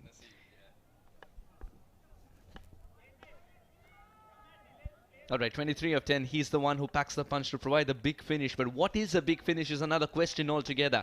If he faces 6 deliveries and promises 3 sixes out of them, then we're looking at 120. Oman have shown 135 can be a fightable total. And the field suggests that Naseem Khushi has all the rights in the world to go over extra cover and collect 6. Is it the slower delivery? Brilliant delivery. Brilliant. He's been practicing day in and day out to be delivering this one. Flirting with a wide line, but well within it. And Naseem Khushi has just thrown his bat at it to only get air. And that's why maybe in this next delivery you'll expect Naseem to just shuffle around the crease, go deep in it, just to something different. Or is he going to go straight down the ground once again? Just compact. He's quite content placing it in the gap and picking up a single. Kalimullah, mind you, he's playing 1 of 11 kind of an innings right now, but he can hit the big sixes. Don't forget that. 100 comes up for Oman. And now the question Kaleem would be asking Naseem is, should I give you a single because then you get the last delivery on which you'll have to take one as well, or should I go for glory? Should go for glory here because 2 runs are the over so far, Mikhail. I think he should go for glory. Kaleem versus Kaleem. Who is winning this battle between bat and ball? Oh, what a Yorker. And the big man's done really well to use that bat to put it down at the right time. And when was the last time you saw a Yorker being placed with a lot of real estate and pick up 2? And when was the last time you saw a specialist batter forcing for the second so that a tail-ender is back on strike? It's all happening here at the Oman Cricket Academy. Call him a tail-ender at your own peril. But some of these shots that he's played is absolutely brilliant, but some of the running reminds you of that. I think we just put this conversation to rest. Kalimullah doesn't like running. And now he has an opportunity to either go big or just play a dot ball. Every member in that crowd wants Kalimullah to give them a catch practice. Good slower delivery once again. He was waiting for it to bounce a little bit more, Kalimullah. It takes a while to bounce as much as Kalimullah finds it difficult. 18 overs gone. 100 for 8, 102 for 8.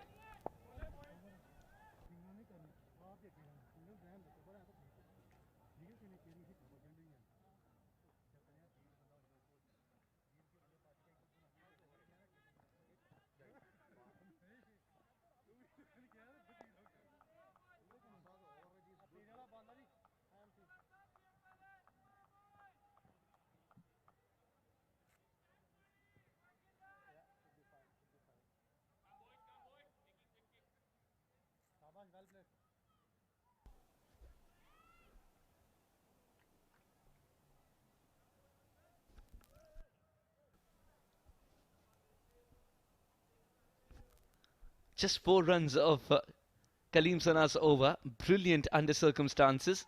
Dylan Heliger. Just get a feeling, Mikhail, that they're not going for the kill here. They must go for the kill is what I still believe, Canada, rather than damage control. Good delivery, but put away. And when Naseem Khushi hits it, that one's not going to stop anytime soon. And this is going to be a very big over as far as Oman are concerned. Look at that dugout. Almost on their feet. And if Naseem Khushi can play a blinder, we're in for a game tonight in the big final. Just picking up that full toss and dispatching that over square leg. Easy pickings for him. Brilliant shot. Low full tosses are difficult to hit away, isn't it? But still he made a big task look so simple. That's because Naseem Khushi's also got the height and the reach to get enough bat on it. Dylan's got to ball a slower delivery, it feels like. Cheekiness will not pay off this time around. And Naseem Khushi did not get enough bat on it, and that's one of the reasons he's still out there. Otherwise, would have been a simple catch to Aaron Johnson. And you should have seen the reaction of Dylan Hayliger. He was expecting Johnson to do a jaunty. Oh, look at that. Come on, Johnson. All sorts of reactions we've seen in the last couple of minutes. Suhas. Oh yeah, it's always a spectrum of emotions that we get when you tune into cricket. And that's something that we pride ourselves in providing as well. It's a complete pot boiler here as well. We thought Oman were down and out, not to be. Naseem Khushi's reviving innings of 30 or 14 added some respectability to the total. Big swing and a miss. This was quick as well. He put everything he had, Dylan Hayliger. And Naseem too. Threw the kitchen sink at it. Swing, big swing, mighty swing. And a big miss as well. Naseem Khushi's 30 or 15 would be known not just for power hitting but also the cheekiness that he brings to the table. That's exactly why he's a little difficult a customer to set a field to. Dylan, if he can get a Yorker right, it can be a different story altogether. What's it going to be? Oh! He has missed his mark and Naseem Khushi has swiveled to brilliance. Oh, what a hit that is. Just in case you're thinking, let me put my car not in the car park but somewhere behind the wicket, you're still in trouble. Someone has seen opportunity in adversity, and that man Naseem Khushi, left out for a few games, has been brought back for the big final. And here he's making a statement, announcing his presence in the middle. Look at that for a shot. That's been dispatched. The swivel with the angle, the power, the placement, the height, the distance, everything on it. And it has disappeared in turf too. What an innings he's playing. Absolutely magnificent innings indeed. 36 or just 16. And Oman are now looking at 135 at least. And 140, and they'll be mighty pleased. And for that, Naseem Khushi needs to face the majority of the deliveries. He's been playing a game of 6 or nothing. He can play that game for one more delivery in this over, but I genuinely believe he needs to pick up a single and play all the 6 balls of the final over. Absolutely, Suhas. And what an inclusion it's been by the captain, Zishan Maqsood, as well, to bring him for the big final back. Top decision. And what an innings this is turning out to be. Slight change in field. Long off, who was straight enough, has now turned into a wide-ish long off. Naseem Khushi doesn't get enough bat on it. He wanted to lap it over the keeper. And what the single has done is given Kalimullah all the rights in the world to go for his first big shot. Has he hit himself here? Oh yes, it looks like he's hit himself. Now he's accepted the ball and... oh no. That ball hitting him flush on the helmet, Mikhail. And rightfully so, Sean Novak would come out and ensure that the protocol that's in place is followed for concussion. Sean Novak immediately on the field. It's a protocol that needs to be maintained each time a batter has been hit on the helmet. He will have to be addressed by the physio, and certain checks need to be done. Yeah, what are those questions, Mikhail? I always wonder, what are those questions? Is it about the given day, where you are at this moment? So as we don't want to get hit on the helmet to find out the answers to it. Let it be. You can just schedule a call with Sean Novak and find out. But these 37 runs from the bat of Naseem Khushi I can know go what a you're long thinking way. in mind, though. You're thinking if Suhas gets hit on a helmet, perhaps we'll find a better commentator out of it. Oh, I'm just truly enjoying bringing all the cricket alongside you, Suhas. It's been an absolute treat. Pleasure's all mine. 13 runs with a ball to go, Dylan. I think Dylan inherited a brilliant over from Kaleem Sana with just 4 of it. He had to keep it tight. He knew the batter is under more pressure but hasn't delivered. Now to Kalimullah, who's in search of his first big shot. 3 of 13 is not Kalimullah style. And he should go for it. Would he go straight down the ground? Oh yes, he does. And hold your pose. Hold your pose. That's traveled the distance. 6, long 6 indeed. 2 from the bat of Naseem Khushi in that over. 1 from Kalimullah. 1 more over to go. 1-2-1 for Oman.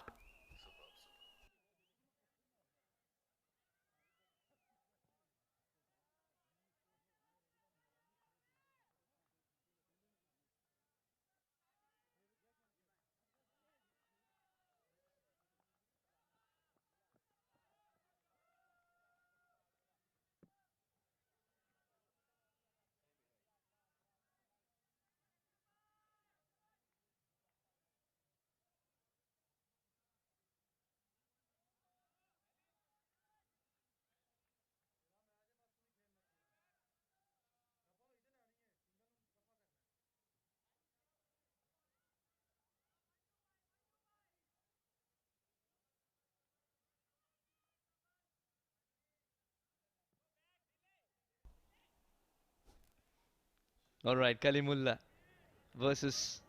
It's going to be Naseem Khushi up over there versus Kaleem. Kalimullah 9 of 14 now. He's got going. The final over. 121 for 8. How many can Oman manage in this? There was a time when Oman were looking at bundling out. Now they're looking at a respectable total. Holding his paws. He's accepted the full toss. The ball will travel for 6. What a shot. And look at that for cheer, look at that for excitement, and look at that for hope as well. This is one of the most brilliant comebacks and brilliant performances I've seen, or should I say counter-attacks as well. Look at that from the bat of Naseem Khushi. Full phase of it, picked on the full. It's like a chip shot, but it's the timing and power on it. Pressure on Kaleem. Naseem looking dangerous, and Oman eyeing a very respectable total here. 43 of 18. What an innings of substance this is turning out to be, and it's not done yet. He's got 5 more deliveries to maximize this, to put Oman over 140. If he can do that, then he'd be mighty pleased with the effort. Oman would be mighty pleased with the effort. Once upon a time, 100 was looking like a distant dream. Then came Naseem Khushi, who strung this partnership with Kalimullah. Slower delivery, misses. All smiles there. Kaleem Sana. You know what? Suhas Shoaib from behind was prompting that this could be a slow delivery, the second delivery. And quite rightly so. He's dished out a slower one outside of off. Oh, absolutely. He thinks like a bowler, doesn't he? That's why it's so much fun to have those conversations with him.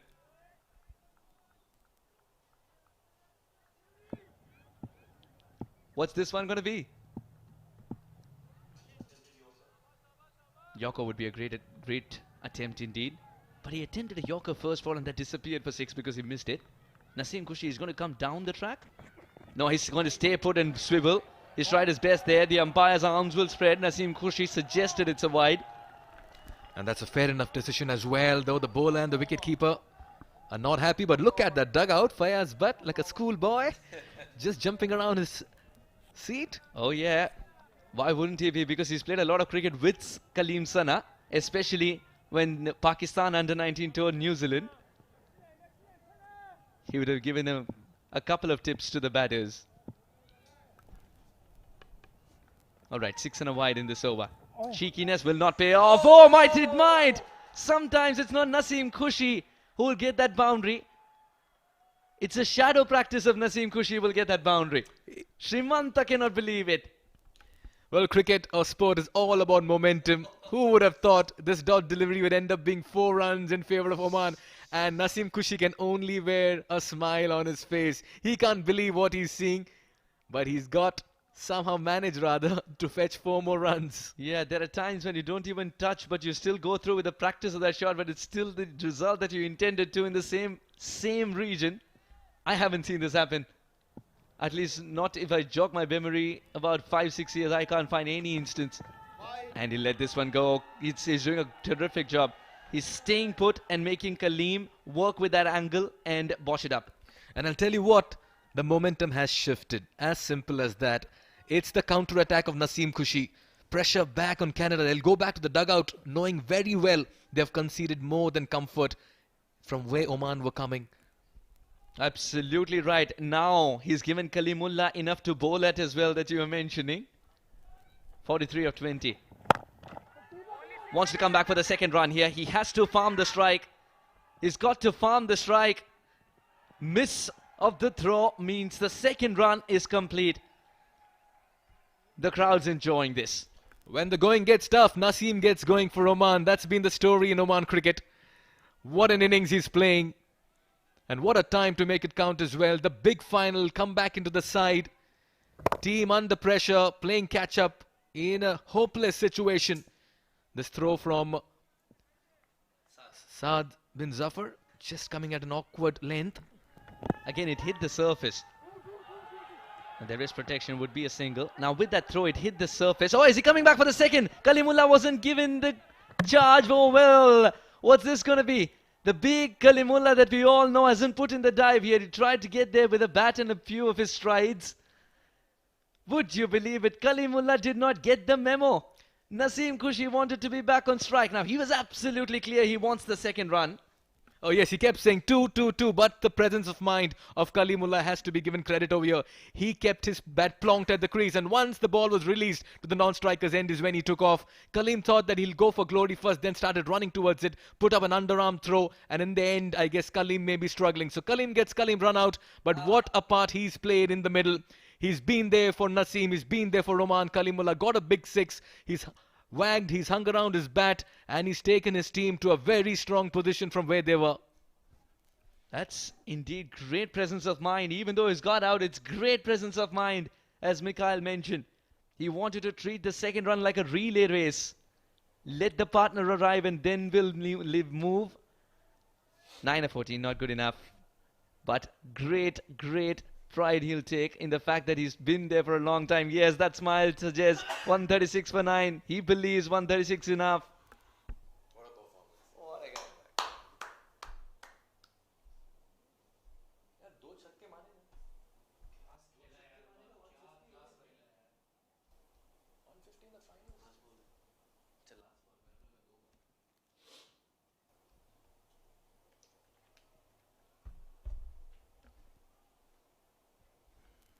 The final delivery of the first innings. Naseem Kushi is going to push for the second one again. Sana Kaleem tried his best to get around the batter. Datta had to arrive to pick the bails off. Zafar's happy with 137 or 138. But Oman's got to wait and find out if the second run's added to the tally or no. But Oman will certainly go back knowing that they've done something enough with the bat to at least give their bowler the chance to bowl at. We'll take a look at this throw as well and this run-out opportunity. Nikhil Datta, quick to come and cover this. And that's out. Bilal Khan is struggling. So just one run coming off it by the end of it. The red light will be flashing soon. There it is, 1-3-7. And what an innings by Naseem Kushi. Walks back to a standing ovation. And everybody coming up to him and giving him all the accolades and adulation as well. He's given his team a chance in this big final.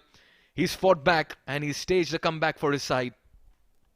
Absolutely brilliant innings under pressure. He's injected momentum and he's given them the belief. There's thumbs up coming from the coach, Tulip Mendes. He believes that the bowlers that they have will be finding it easier with this cushion compared to what looked like 100 total at the end of the 20 overs. If not, they were able to bundle out mostly. That wasn't the case. 8 wickets fell very early. Naseem Khushi had other ideas. He's ensured that Oman do not get bundled out, and at the same time, the cushion is definitely not deflated this time around. 136. It's happened before. They've taken it till the final ball. Canada would be looking at 137 and saying, yes, we have the batting prowess to get there. But as far as Oman's concerned, they've done it before. 135, 136. They were able to manage and take it to the last over, even though they didn't appear to be winners at the end of it. Would it change this time around? Oman's batting, 10 of 10 for Jatinder. Kashya Kumar going early, so did Shoaib. Zishan, the man in form, was a one-ball visitor. Big pressure with Nadeem and Ayan going at 16 apiece. Sandeep Rafiullah, big hitters, not contributing much. But Naseem Khushi, talk about this man, 47 of 23, only to be run out of the last ball, but he was excellent indeed. Kalimullah chipped in with his 9 of 14, but to be very honest, if Kalimullah is facing 14 deliveries, he can hit at least 3 sixes in those. 137 and Oman bundle out, but 137 is something that they got by playing the entire 20 overs, so they wouldn't mind that at all, Mikhail. Well, Jeremy Gordon with the ball broke the back of the top order of Oman. By the end of it, he went for a few runs, but 3 wickets for him up front pretty much sealed the deal. But then there was a counter-attack. Kalimur Rahman was brilliant bowling in the death. He counted for a wicket as well. Dylan Haliger, 2 for 29 for him. And a wicket apiece for Nikhil Datta and Saad Zafar. It's been a terrific bowling performance by Canada. This after they won the toss and decided to bowl first. 17 for 3. Oman were 23 for 4. And at 50 for 5, it never looked like they will get to 137. But it's been an even contest. Started off brilliantly, did Jatinder Singh. But that was short-lived. 2 good shots, and then this happened. There were 2 sounds, I thought. But the finger went up, and that's what matters. And then some catch practice. Oman were in all sorts of trouble. They needed a late revival. That's a good catch by R. Singh. And as always, Zafar, tremendous with his catching technique. Someone needed to provide impetus, and that's what Ayan Khan did. First that 6, and then eventually getting out. Once Nadeem departed after that shot, it became more troublesome. Rafiullah was exciting to watch as far as that 6 is concerned, but he didn't carry on either. Simple catch to Aaron Johnson. And then Naseem Khushi show started. A show that should be added to the itinerary of Oman Muscat visitors. Watch him bat. Tremendous shots all around the park. 6s galore and cheekiness galore as well. Kalimullah chipped in with that stylish 6er. And then Naseem continued to show how it's done. Kalimullah sacrificing his wicket in the end. It's not often you see a thumbs up from the man if your partner is getting run out at the other end. And then it was Bilal in search of the second run, which was actually very audacious. All in all, Canada would require 138 to be pronounced winners of the Desert Cup T20I series. Would they be able to get there with an asking rate of 6.9? We'll find out when we come back for the run chase.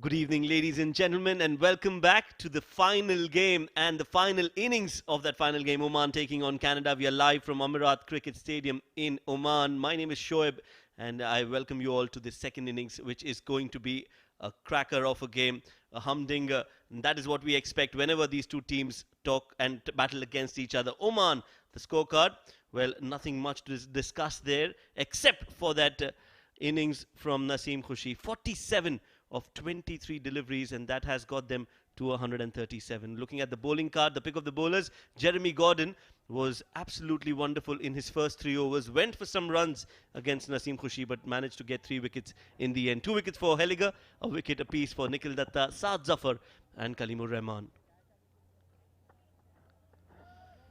So the second innings, it's simple for Canada. They need 138 runs to win in 20 overs at 6.9 runs per over. And this man will feel that he can get this done and get Canada that trophy. Aaron Johnson, 7 matches, 334 runs, average of 66, strike rate of 167, and he's also got a century to his name, 100 runs in a T20 international innings. Bilal Khan, on the other hand, he's known for taking wickets, 53 matches, 17 wickets. Look at that average of 16.85. He will have his work cut out, will have to get those early wickets and get Oman in the game. Joining me in the comm box is my co-commentator friend, and it is going to be Mikhail Vaswani. Shoaib, good evening and good evening to all of viewers as well. Who will be standing on the podium tonight? Will it be Canada? Can they make little work of 137? Srimanta Vijayaratne as well, a seasoned customer. Wonderful batter. 2 openers who've struck form and have batted well. Rahul Ashar signals play, all set for ball 1. In this chase. And immediately he gets that ball to leave the right-handed batter. Question mark on the face of Aaron Johnson.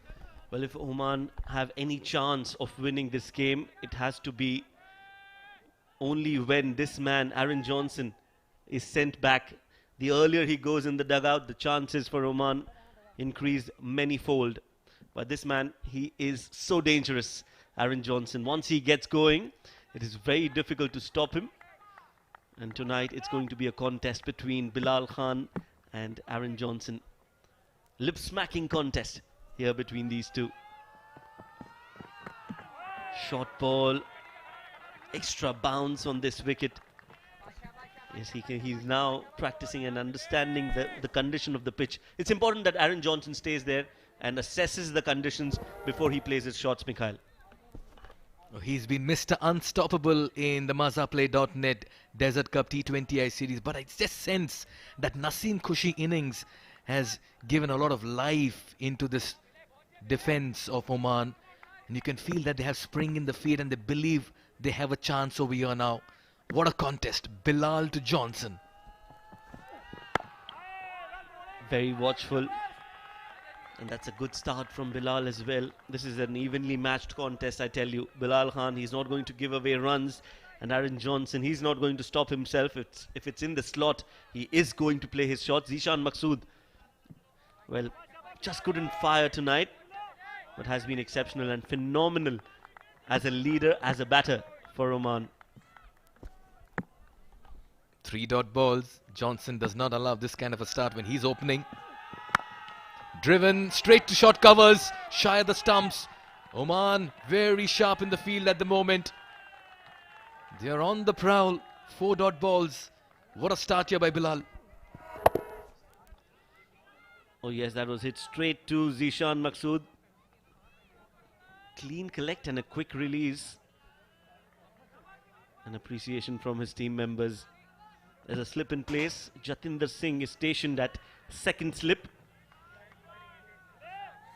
Now he's been brought closer, so 1.5 maybe.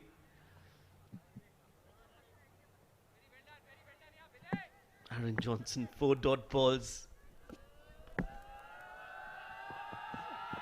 Oh, that almost induced an inside edge. Aaron Johnson is clueless what just happened. They are in pursuit of that magical number 138, and Bilal Khan is dishing out beauties in the middle at the moment. That was a peach of a delivery.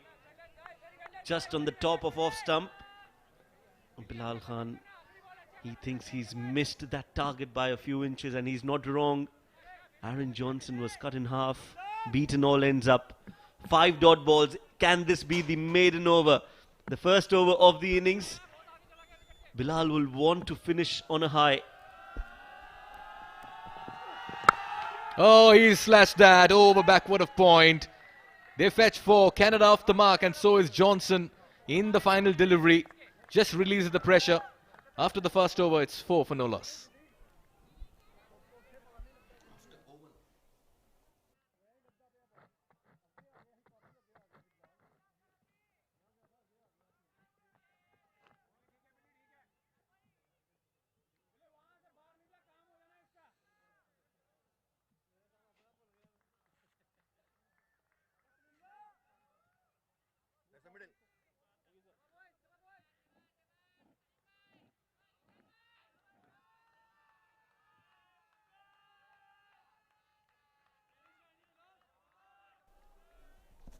Kalimullah, 31 years of age, 21 wickets for him, an economy of 6.67. Everything to play for. It's the big final. The MazaPlay.net Desert Cup Series T20I. Srimanta Vijayaratne on strike. He'll be facing Kalimullah. Was brilliant last evening, Kalim, with 3 wickets.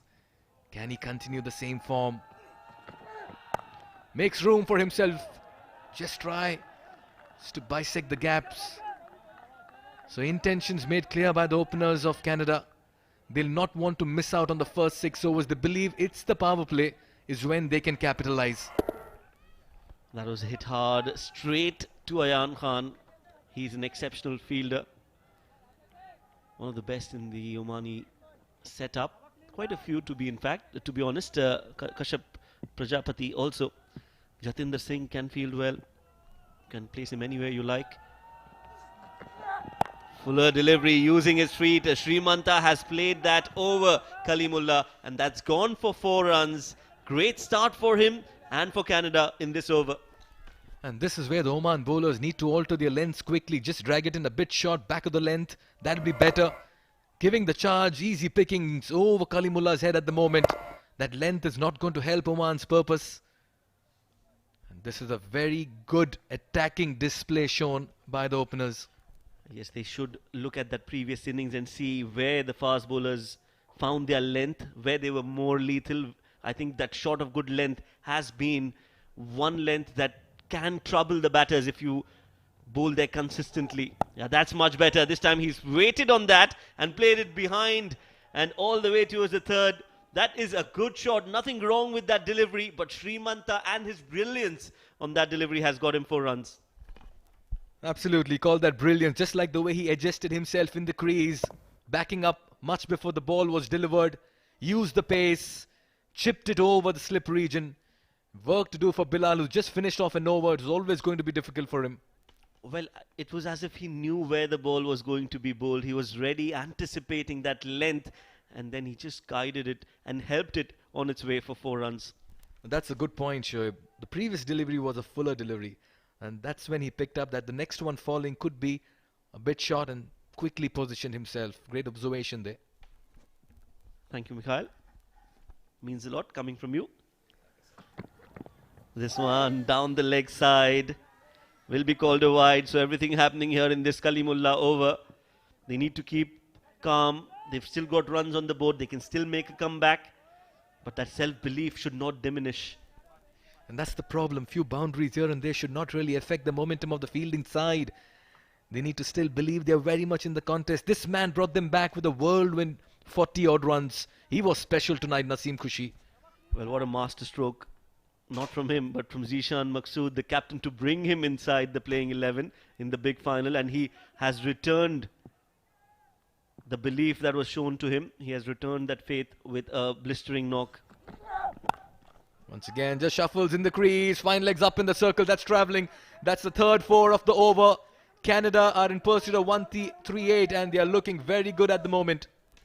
Well, not the greatest of over from Kalimullah. Has been wavered a short ball, a full ball, a ball down the leg side, and this time a juicy full toss off the pads. Well, Srimanta is not going to miss out on that. He's saying, well, I'm enjoying my time out there in the middle.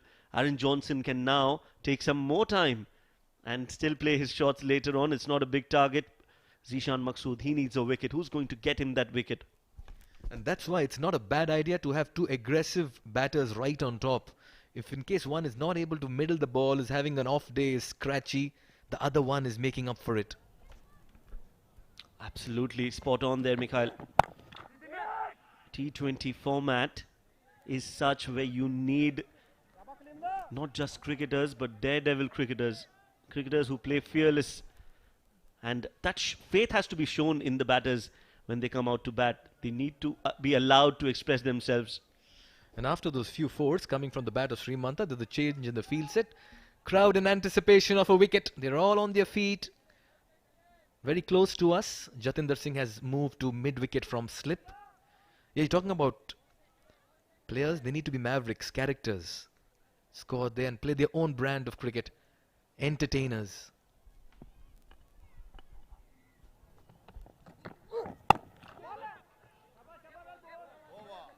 Well bowled. That's just the right length. Last ball, dot ball, 2 overs. Canada 17 for no loss.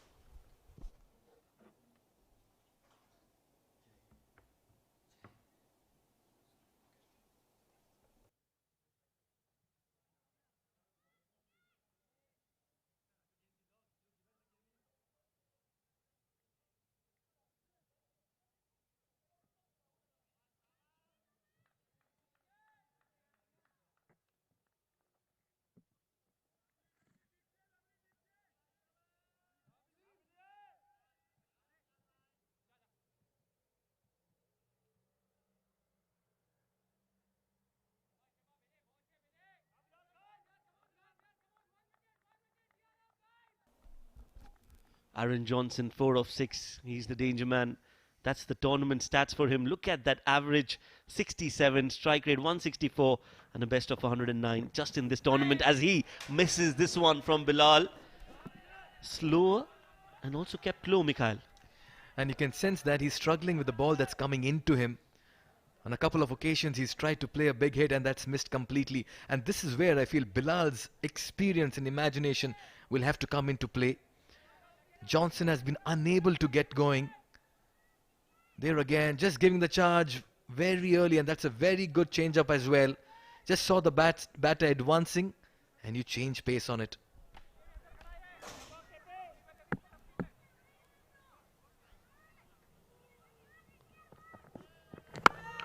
This one's up in the air, that's gone high and will clear the fielder, of course, and will also cross the ropes. So a much needed boundary for Aaron Johnson. Not the most convincing, but for nevertheless. Now that was a mistimed shot. He didn't get underneath that one. He didn't middle it, miscued, and still it goes for a 4. That's the power of Aaron Johnson in the middle. 2 bounces into the ropes. So it's raining 4s at the moment from the bat of Srimanta and Aaron at the moment. Oman in search of that elusive wicket. They need to put the brakes. They need to have Canada on the back foot. Well, I'll tell you what, Mikhail. I think Aaron Johnson is not fit, and hence he's not running between the wickets. The idea has been to get those boundaries from both ends. Another no-look shot, and when he does that, we know it's going to go the distance. 6 signalled by the fielder, 6 signalled by the umpire as well. Rahul Ashar, half a dozen for Aaron Johnson. Oh boy, he picked up the length so early. No look once again. He's so good with that. So quick to get into position. He sees it so late. What a batter. Easily a contender for the player of the series in this tournament. Oh yes, I don't think he's going to believe in a running between the wickets. It's only going to be 4s and 6s, especially in the power play overs. Gives a charge, gets an outside edge. That's flying as well. Nicely done by Mohammad Nadeem. Will keep it to 1. He's throwing his bat at everything. Smile on the face of Bilal Khan. You talk about Johnson not believing in running. He certainly make the fielders run. He certainly believes a few things. Oh yes. He definitely would want to get a few more boundaries and calm the nerves for himself and for Srimanta, who's looked good, striking at 200, 12 of 6.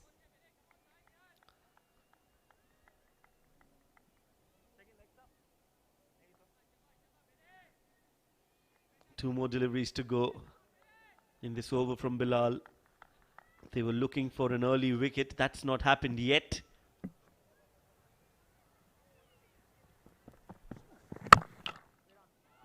It's straight back. One hand stop from Bilal. Will be a dot ball.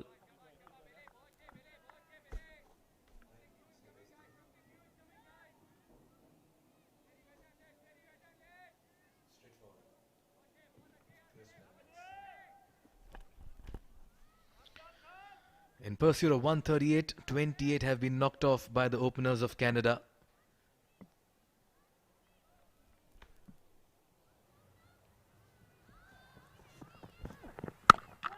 Short ball pulled. Will go one bounce and cross the ropes. So another boundary. And as we mentioned, it's only raining 4s and 6s here at the Oman Cricket Academy. The opening pair of Canada has just exploded in the first 3 overs. Chasing a target of 138. It's 32 for no loss Canada at the end of the 3rd over.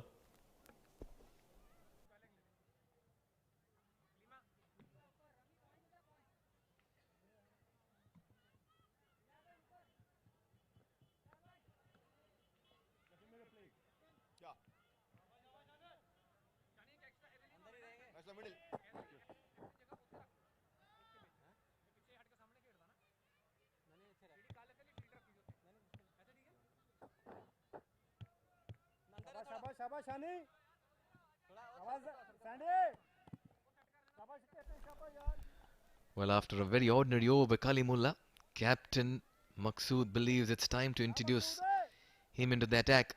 An economy of 6.46, but he's bowling in the power plays. 2 4-wicket hauls for him. He's been brilliant with ball and bat in the series. Can he bring about a change in momentum? Missed out with the bat today, out of the very first ball. Still very much in the contest. Zishan Maqsood, the captain, introducing himself into the 4th over. The field is up. 4. Make that 5 on the off inside the circle. There's a backward point, point cover, extra cover, and mid off.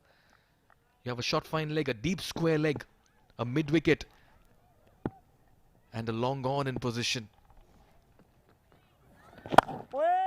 Hits it straight down the ground, goes past mid off. Kalimullah will give up the chase. 4 more. What a start here for Aaron Johnson. Pressure on Zishan. He's conceded a 4 of the very first ball. They are on the highway to 138. And they're looking very strong at the moment, Srimanta and Johnson. Well, they're snatching that game away from Oman. Every 4 that is being hit, the crowd is even more silenced. And Canada are inching towards victory.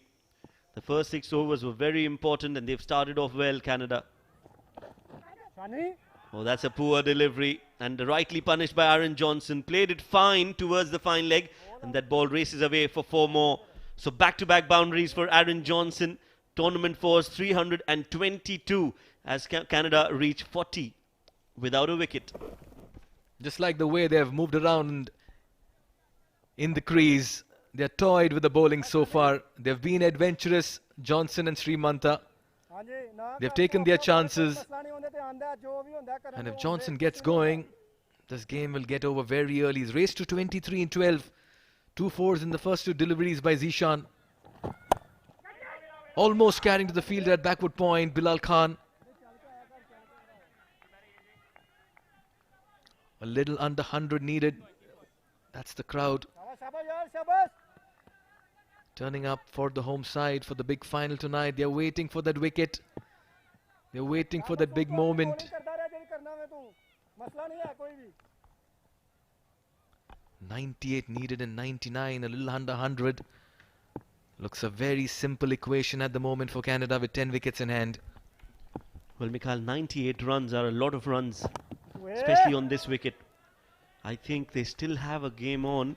They just need a wicket, an opening and a stroke of luck from somewhere. If they can get that wicket, I think Oman will feel that they will take it deep in the innings. Absolutely. 1 wicket, 1 breakthrough, 1 opening, 1 partnership breaker. Who can be that game breaker for Oman?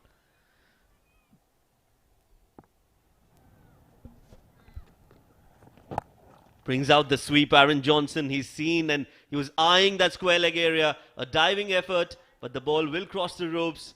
Zishan Maqsood is not happy with that effort, but I think that ball was again always darting and going down leg. Aaron Johnson played a beautiful shot for 4. And what's been the highlight of this partnership has been the manner in which they've picked their spots. Not much turn on the delivery. There's always going to be due, and he just dived over the ball over there. Just felt that was Shoaib Khan in the deep.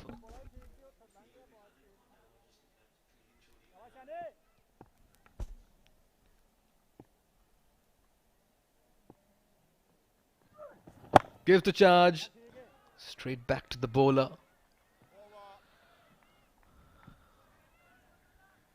Three fours coming off Zishan's first over. He goes for 12. It's 44 without loss after 4.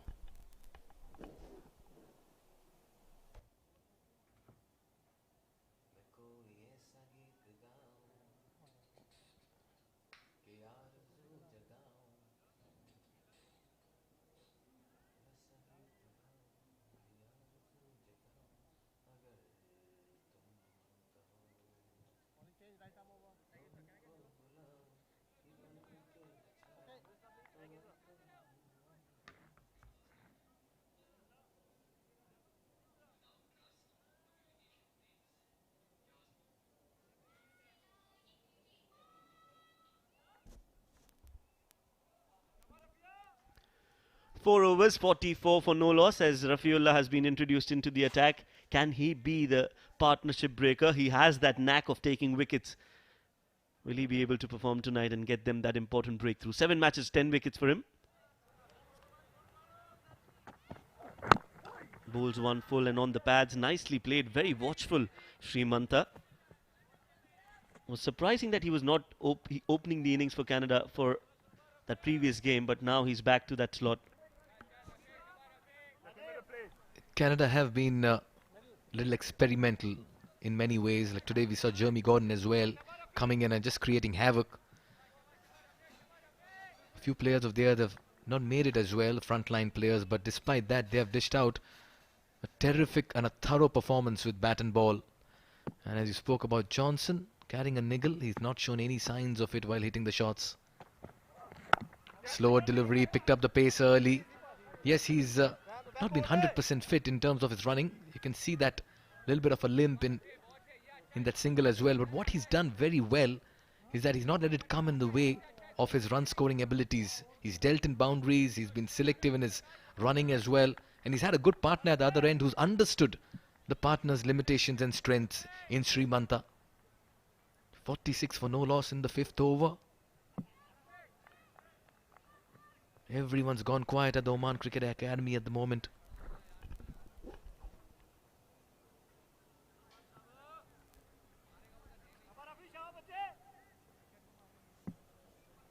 Oh yes, there's pin drop silence in those stands. It's jam-packed. They're waiting to cheer and support their home side, but that opportunity is not yet arrived for Oman as they are still looking for that first wicket, that first breakthrough as Canada reached to 47. Just 3 shy of another 50-run partnership between these two.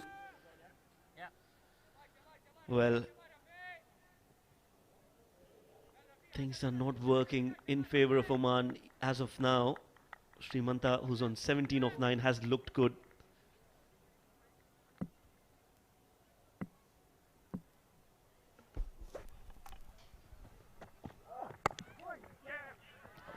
Third up in the circle, that's 4 more. It's the pace and it's the edge that gets them to the 50-run mark as well. This has been a terrific start and a stand by both the openers who've shown sublime consistency all through the tournament. Well, that was not a shot that he wanted to play for 4 runs.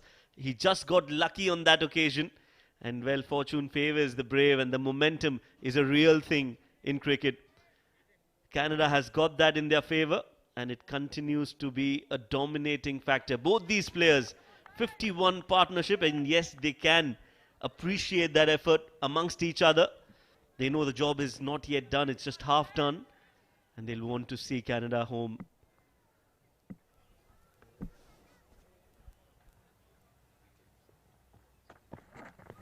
Uses his feet, plays it fine. Does well Naseem Khushi to get a hand on it. Won't go the distance. They'll only take a single. Oh, that overthrow. Well, this is not great cricket. 138 on the board. You need to be a lot more sharper in the field. Easy runs just gifted to Canada. Very ordinary fielding. You cannot afford to be that insipid in the field that you allow an extra run. When the batters themselves are hesitant to take that single, you're allowing them 2 runs.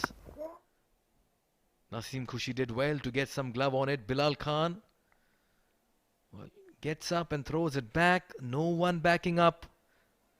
Khushi missed it, and there was absolutely nobody looking into that. Very ordinary. Another slow one. And they'll steal a single as well. So easy runs coming here for Canada. They're getting it without a fuss. Well, they don't look hassled. It's not as if they are in any kind of pressure, and that is what is lacking from Oman in the first 6 overs. They've not been able to create that pressure and build and try to choke the 2 batters. In fact, it has been a free-flowing affair for Aaron Johnson and Srimanta. Have played their shots and have got runs on the board as well. 1 more ball to go in the 5th. Rafiullah has given away 8 runs.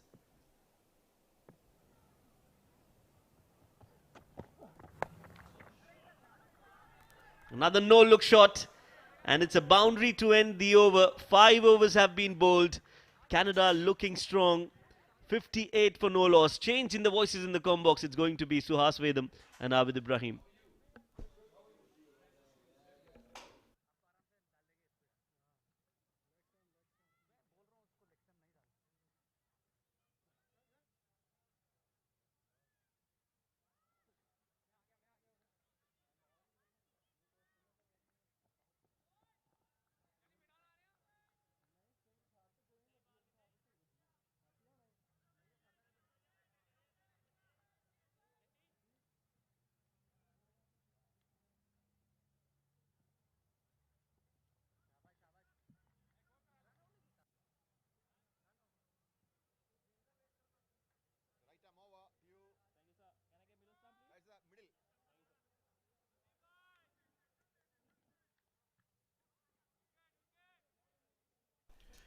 Well, thank you very much, Shoaib and Mikhail. And that's been the case here. It's Mohammad Nadeem who's been introduced into the attack, 40 years of age, but still solid all-rounder for Team Oman. He's got 25 wickets in 37 encounters. Plays a very vital role with the bat, with the ball. A little bit of a nippy bowler. Srimanta and Aaron Johnson are at the cruise driving mode here. That's a good Yorker. In fact, that's the perfect start that Nadeem can dream of with the ball in hand. Yeah, the full land delivery is played with a straight bat, not going up and over. You need to do something. You cannot be afford to bowling onto the arc of the batter. He's decided to take his gloves off to try the shoelaces himself. Yeah, perhaps doesn't want to take any assist from the opponents, but usually we see that the players do. I think he looked around. There's no one at square leg. Yeah, and also they need to be careful. If you ask anyone, they might tie both the shoes together. You mean both the laces together? It's a finals.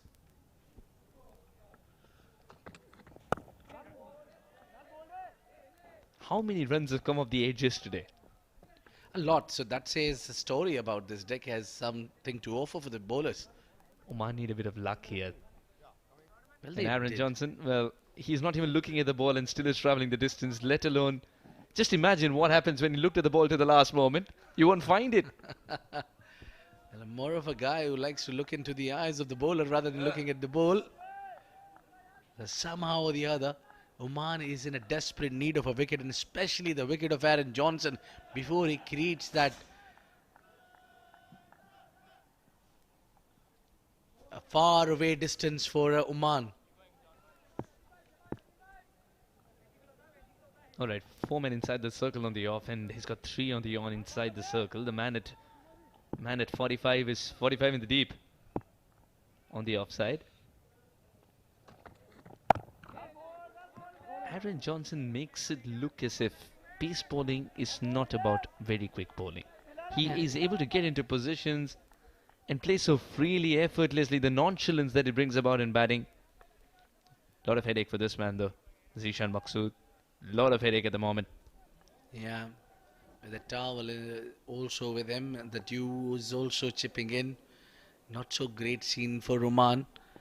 And this man, the best part about his batting is that he plays every time on the merit of the ball. It's been a big learning curve this tour for him. Big swing and a miss. Nadeem's wondering, how did it miss furniture? Just how? So as Naseem Khushi as well. That was very close. Aaron Johnson went on to make room for himself. There you go. You see that front leg clearing is quite early, and just the height. Just the height. It's also very important for a bowler to know where is that length where you can get that top of the bails. So true, and that also differs depending on the height of the bowler himself.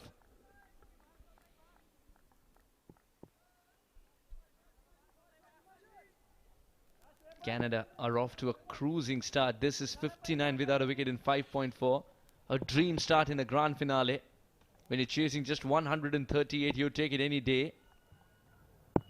Now where's the wicket coming from? Nadeem's look promising so far. And he hasn't looked at the ball so far, but still it travels for 6. This man's middle name is nonchalance indeed. Aaron Johnson. Well, I tell you what, every time he's got a habit of not looking the ball. The soon he hits that, he gets that swag.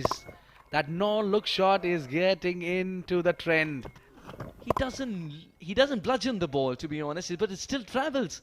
And it travels a long way. Well, I'm going to ask him. I'm going to ask him for one of the bats for sure. Well, someone can do it better. We have seen all this time Andrew Fletcher. But now the trend is shifting. Absolutely. The ball's just pinging off those bats.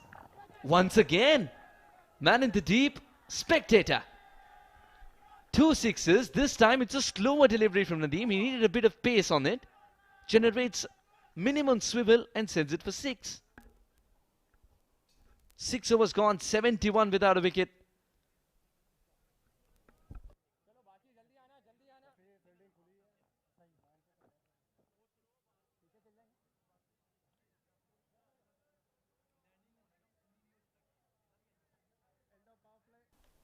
Well, let's have a look at the first 6 overs, how it panned out. No wicket whatsoever. It's been played Srimanta Jayaratne and Aaron Johnson show. Look at that. No look shot is being all over the ground. Once upon a time, the coaches used to say, look at the ball to the last moment. And then Aaron Johnson walks into the Cricket Academy. All the kids go, are you sure about it, coach? Well, if he's coaching somewhere, I want to join. Look at those 2 back-to-back sixes. This one, when he came down the track, there was slower one. And he used a little bit of a force of himself and found the ball out of the park. Into the first power play, the second one begins. Rahul Asher suggests that. Signals it. In fact, 71 without a wicket in 6 overs. What I loved about the second 6 is that Nadeem tried to outsmart the batter with the slower delivery. And Aaron Johnson said, all right, if it's going to be the slower delivery, my plan's not going to change. He went through with a shot and got 6. Where his partner found the third up and sends it towards the fence. What a start this is for Srimanta. The run fest continues. 138 looking minuscule now with the start that Canada have managed. Again, not trying to hit it hard at all, just opening the face of the bat and letting the pace do the talking there.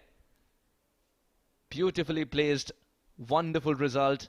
Srimanta Vijayaratne is 27 of 15, might looking a little underpowering because Aaron Johnson's going great guns. But he's doing exactly what the team's requiring. 75 for no loss, Canada. Third is now pushed back. And that's some smart move now. Mid-off is coming in. Now, if mid-off is coming in, who's going back? Third. All right, okay. Third for mid-off. That sounds good. Gently nudged.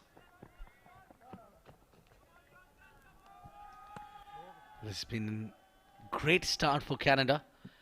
First with the ball and now with the bat. You're very impressed with Aaron Johnson as well. He's on his debut tour, understanding to play against the crowds of the home teams. He's absolutely unfazed. He's very prepared, acclimatized to the conditions really well, and then on top of all the skill that he brings to the fore, he's a complete team man. That's why Canada are blessed to have a player like him up top who decimates opponents. Once again, he's played this. And once again, he's played it as if he owns that region. 50 comes up for Aaron Johnson. 50 with a 6. And this, hold the pose there, hold the pose. This is a similar situation to what we've witnessed so many times in this tournament. Aaron Johnson, in no fuss whatsoever, just lifting the bat to suggest that's 50. I'll talk about the strike rate. That has been the case. Over 200. He kept on hitting the ball at the right areas. And it seems to be he's just toying with the bowlers. Did someone tell him it's a 10-over contest? Unbelievable hitting. The ball doesn't fly off like that. Not with minimum follow-through. Those are the magical touch. This man's supremely talented. That's a good comeback by Rafiullah, who chose to go for the block hole. Well, it's not only the team Canada would be happy, but a lot of franchise cricketing world also would be looking similarly. Someone like AJ. Absolutely. Aaron Johnson would be in great demand as scouts are watching at all times. 51 of 24, but the nonchalance factor is what has quizzed many people, including the bowlers. And Srimanta Vijayaratne, he hasn't gone run a ball either. He has gone for the shots as well. 28 of 16 is an excellent performance when your partner is going great guns.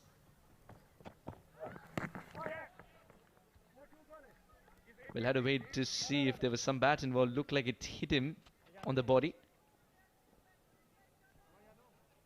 No result. Well, there's no signal from the umpire. That means it is off the bat.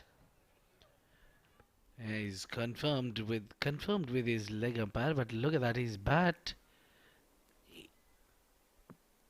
Well, maybe it's somewhere on to that arm area, or maybe. Yeah, it looked like hip to me though.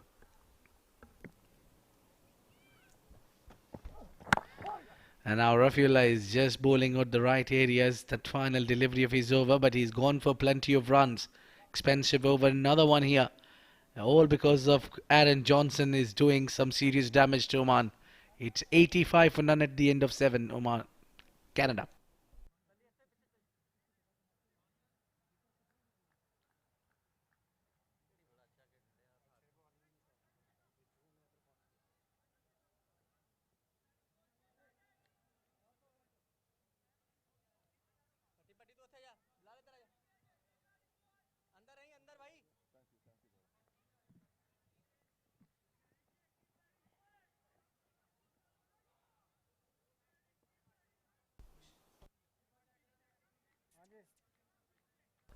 Look at the difference. It's a huge difference. Huge, mighty difference at this stage, where Oman were 24 of 4. And Canada 3 times that without a wicket. And the spinner has been coming into the attack and going out. It's Zishan Maqsood earlier. He came and gone for 12 runs and he made a change in plan. 52 of 77, this equation for lifting the cup seems to be well under control for Canada with all 10 wickets intact. Zishan Maqsood out there to ruffle some feathers. Can he pick up that first wicket? Not if that's going to be the line and length. Zishan Maqsood's tasting his own medicine there, Ravid.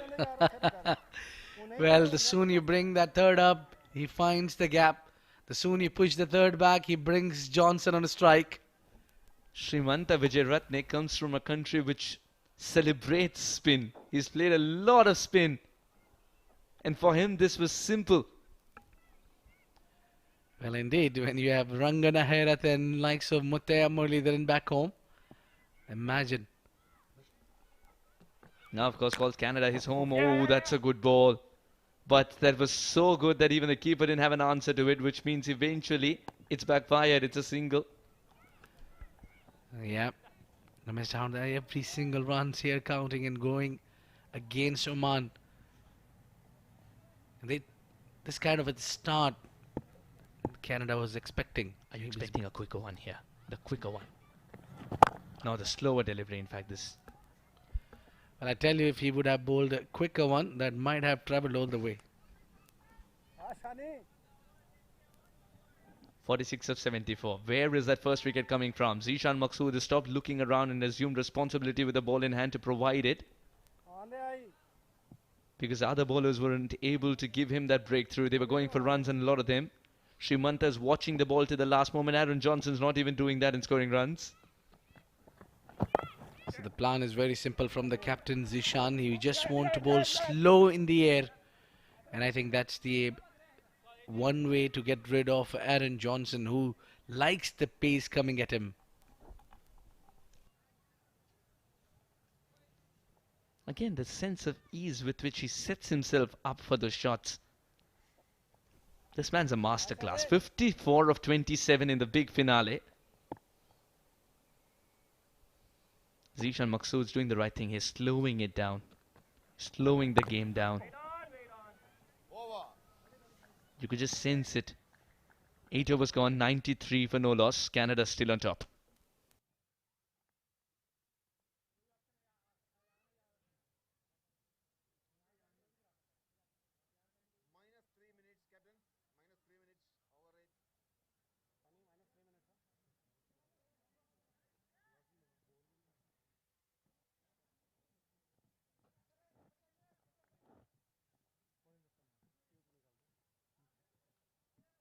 Well, there you go. Most of the bowlers going for the run. Almost every bowler bowled over 9 runs in an over. So true. It's never a good sign when the wickets column looks like a poultry farm. They need to pick up wickets at this stage. Nadeem Mohammed. Ayaan Khan's been introduced into the attack. Rafiullah's been taken for runs today. Nadeem's been taken for runs today. The first change bowlers who were brought in with a lot of hope, they haven't provided the breakthrough as well, and that's what has caused a lot of troubles for Zishan Maqsood. Now, slow left-arm orthodox Ayaan Khan with his 2 wickets in 11 games. But he's much better bowler than that. We've seen him operate in the 50-over format, but not with this length and line. The line especially. It almost felt like it's a warm-up delivery, or is it just due? Abid. Well, yes, it's slightly difficult to grip the ball as the dew is in there. Definitely, you see a lot of towels coming out. It gets slightly easier to bat on. And when you don't have a lot of runs to chase, it's get easier. Beautifully guides it in the gap. Will pick up a single at this stage. It's a plenty. Aaron Johnson. Sometimes I feel if you're Aaron Johnson, don't you get bored? There have been 4 deliveries you just trotted down to the other end. And just you realize, all right, just for a change, let's go for the biggie. Or would you say 43 or 71? We're playing international cricket. Indeed. And he seems to be very, very much in control. And every shot he plays, if he plays it with so ease, that it never shows that he has worked hard for his runs. He's so pleasing on the eyes as well. Oh, well. Again, a question mark while looking at the keeper. Ayaan wanted it to be pouched. Yeah, some relief there for the keeper as the umpire signals it buys. He's supposed to pouch it. Now, I think Ayaan's not amused with that single because he wants to bowl at the same batter as much as possible. It's very irritating, even though there are 2 right-handers in the middle, even more so if it's a righty-lefty combination. It's irritating for him. Yeah, one plays good on the onside and one plays good on the offside. You need to get the analyzer works closely with you, tells you what, and you need to bring that every time, but by passing every single delivery. Rahul Ashar, the umpire, signals at a dead ball, but usually the ball slips out of the hand. On that occasion, it refused to leave. Yeah, we saw in 2021 World Cup. Just love your memory there. Yeah, it was Mohammad Hafiz who slipped out of his hand and then David Warner going after it. Well done, my friend. Well done. Yeah, 3 more to go here. 42 of 69. Equation under control.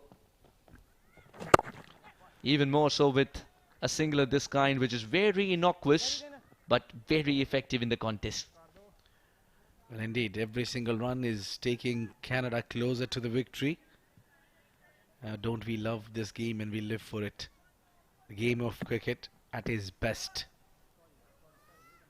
Throughout the tournament, we had seen a brilliant contest. All the teams beaten and played up against each other. Flick on the onside. That's fine. That is fine and will travel. 4 runs and that would bring 100 for Canada. As easy as that. And if you have any doubts what this partnership is doing, just look at the scorecard there. It is batting 101. Poor delivery. Didn't have to do much. He anyways is scoring runs for fun. This is just a gift to him. The change in bowling with Ayaan Khan's not worked either. 1 ball to go. And another poor delivery. This time so poor that the keeper couldn't do much about it either. Free runs being distributed here. I just fired onto the pads and it was slightly away from the keeper, and let me tell you, that is the way when it is the blind spot for the keeper. He cannot see a lot there. Very well called. But then you could see how much turn there is after it. Well, After it leaves the keeper. only a keeper can tell you that story. Oh yes, now we know. Now we know where you're going.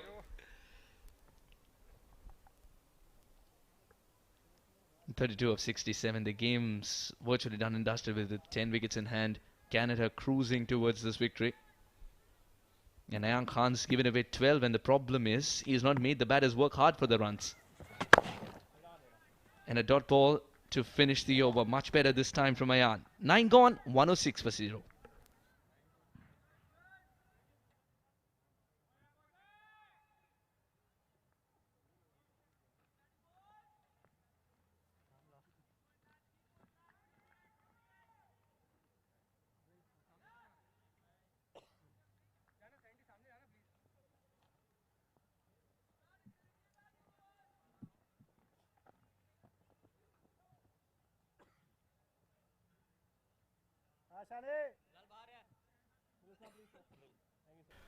It's the captain with not many options. He must be scratching his head. Where do he find the support and where can he find that first wicket? Srimanta is also batting so good and equally as his partner Aaron Johnson. And they put on a show here, over 100 runs partnership. 107 on board and they just need 31 runs more to win this game. Well, with this man in, that can be a lot quicker to get. Oh, tries to pedal it straight to Jatinder Singh, who's fielding at fine leg. He's not a fielder that you want him to field at fine leg region. He's a fantastic fielder, Jatinder Singh. That's the sport where you usually hide your fielders. Straight back to the bowler. Hit it straight down the ground. And not strong believer of quick running between the wicket, these two pair. They believe in hitting. They believe in power. They believe in clearing the fence.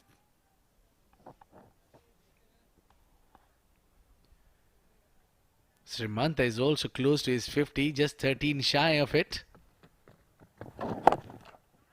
It's one partner feeding the other. This time Aaron Johnson.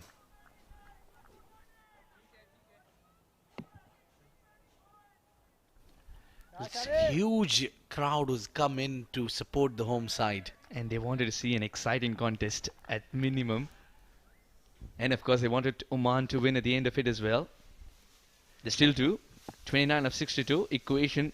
The scales have tilted in Canada's favour, with a scorecard that reads 109 for no loss. Captain of Oman is trying his best there. But the game's getting into a zone where quiet singles like these will win it for Canada. And they've been brilliant throughout the season, to be honest. Yes, they did have a blip, but they recovered from it brilliantly. And it's not often you see So many a crowd. screen filled with people be as quiet as it can get. You could put a baby to sleep at the moment. Pin drop silent. Well, they were really cheering when it was Oman was hitting Naseem Khushi. So we'll come back to that. It's main time. End of 10 overs. It's 111. Nelson on board.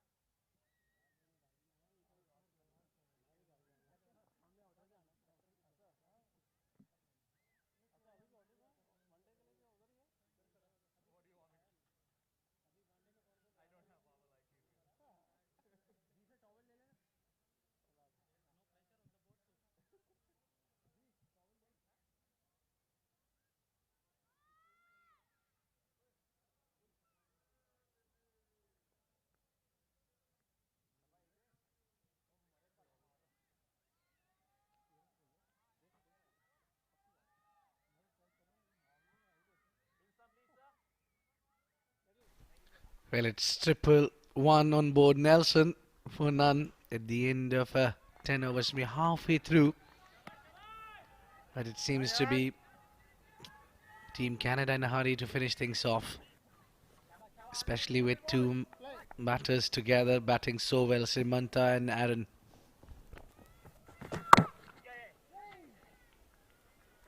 Another quiet single.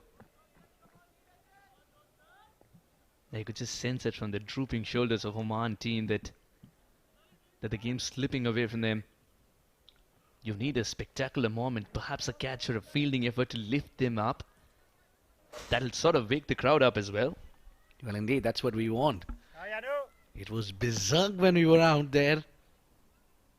When the final 5 overs were being bowled here. Just up, straight to the fielder. Hard yards there from Jatinder Singh. A champion, but could not deliver on the big occasion. Yeah, 25 or 58 here. He's covered a little bit of ground, to be honest. Towards the left. 25 or 58. You could see how slow the game's gotten. And it's a deliberate move by Oman as well to get some momentum by slowing things down. Yeah, maybe just looking for one small error by these two men batting together, making this game of cricket look like a romance movie, and just chasing this down with ease.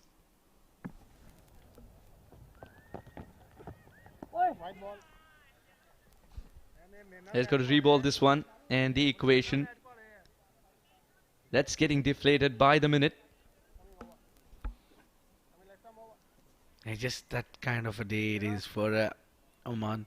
They were down and out with every passing over. It was just in the end, that last 5 overs from the first inning, that belonged to Naseem Khushi and Oman. And alongside him was Kalimullah. They really got some great batting together. But this is inside out and right into the gap. That's kind of a day it is for Canada and Aaron Johnson as well. You really wish run scoring was this simple. This man's supremely talented. And he'd picked his spot as well very early. No chance for the fielders in the deep. Beautifully bisected, 4 collected. Just over 20 runs required now for Canada.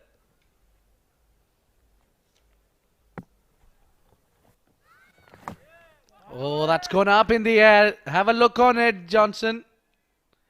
It just dipped in front of the two fielder. He was yet again not looking. This time he didn't hit it really well. Perhaps it's a natural movement of the batter to look if he has edged it or he didn't hit it really well to see if he's going to get out or no. He was so certain that it's going to fall in no man's land. 11 overs gone, 120 for no loss.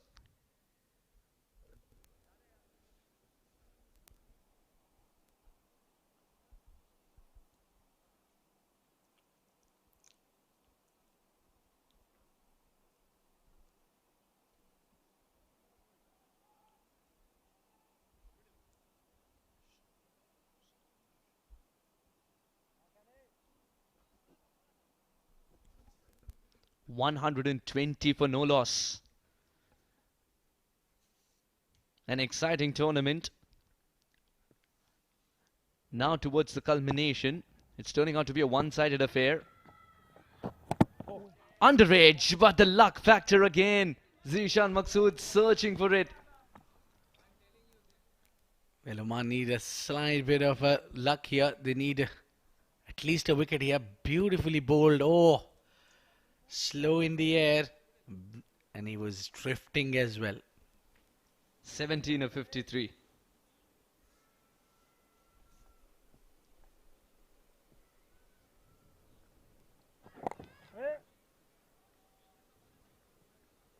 Another single.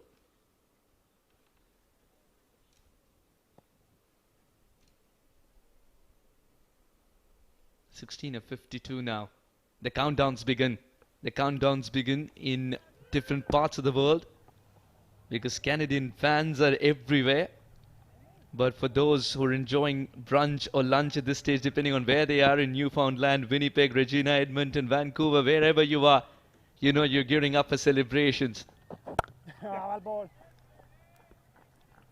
indeed, a cricket-loving nation. Absolutely true.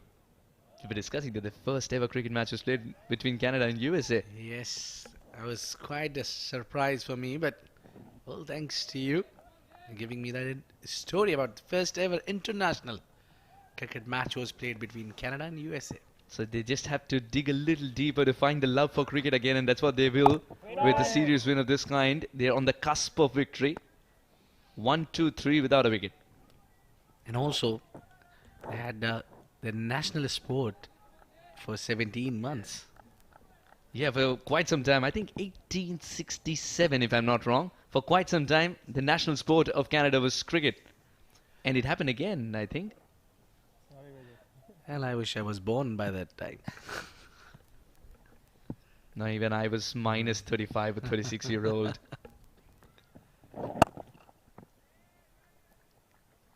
It just nudged it towards the long on, and now things are in pretty much control for Canada.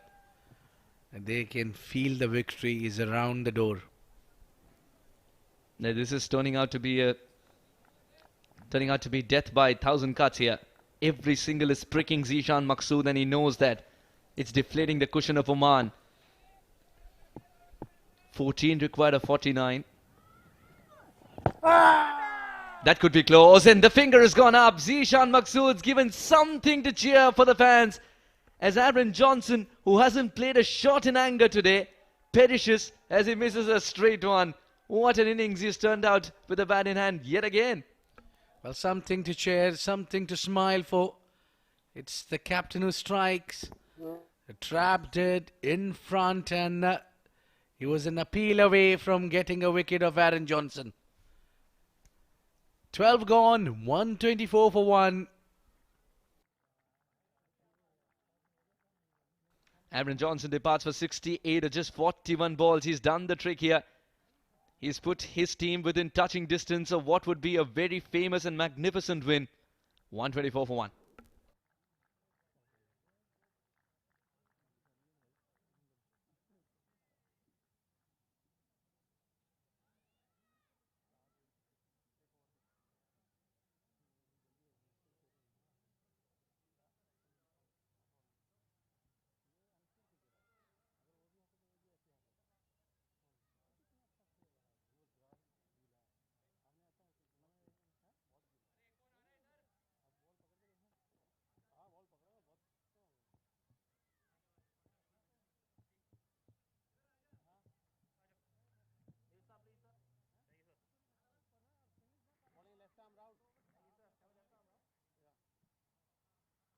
Well, they sent in Pargat Singh, but he'll be on non-striking end because we have seen tonight a lot of wickets falling on the final deliveries.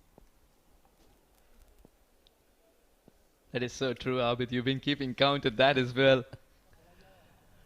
14 of 48. Bilal Khan. Is he going to go for the Yorkers? He's got to look for some brilliance. Yorkers are his best friends. The Yorker in the slower delivery. He's decided to go with the latter on this occasion, and Srimanta Vijayaratne has quietly told the opposition, I want to stay there till the end.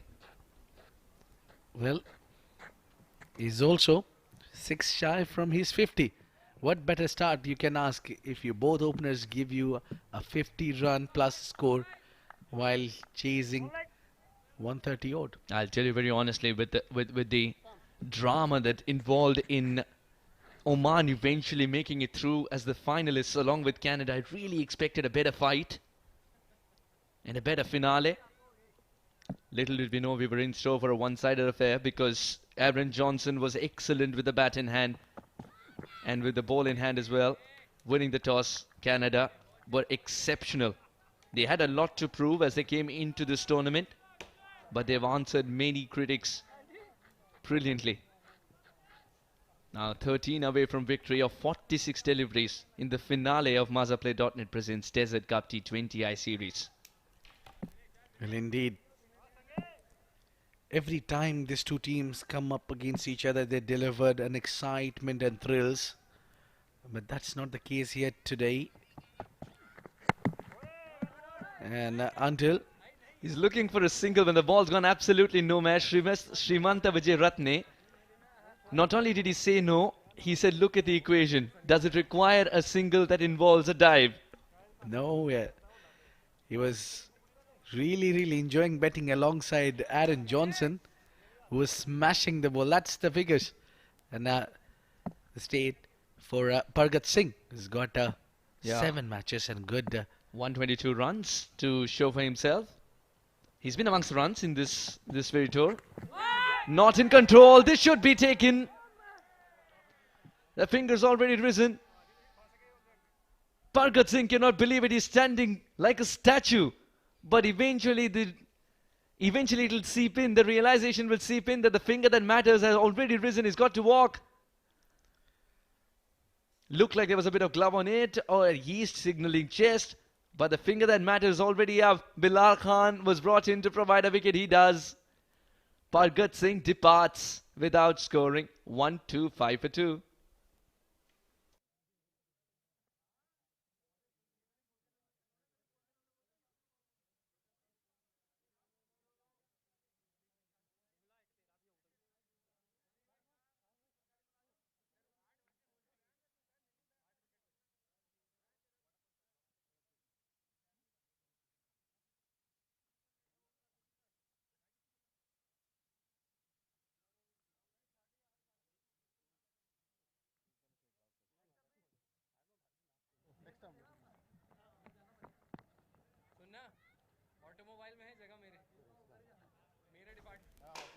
Harsh Thakur's come to the middle, 25 years of age, 154 runs amassed in 18 games. And that strike rate as well as 154 indeed. Harsh Thakur, would he finish it off with a bang? Or would he let Srimanta Vijayaratne, the senior pro, to nurdle it around and get the game in the pocket and pick up the winning runs? Bilal Khan, ready to provide another hiccup. That's a good delivery. Well, I tell you, we might have a match on if we pick up another wicket, and that has been the day today. Final delivery is getting you wickets.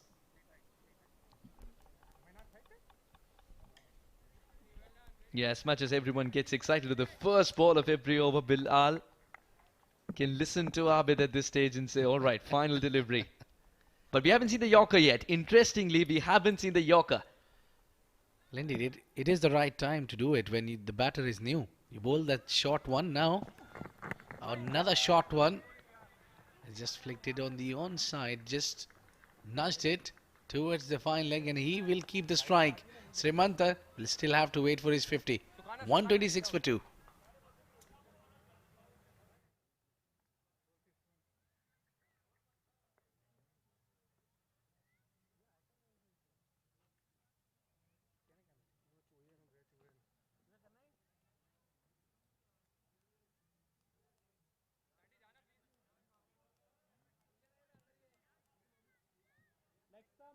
Slightly out.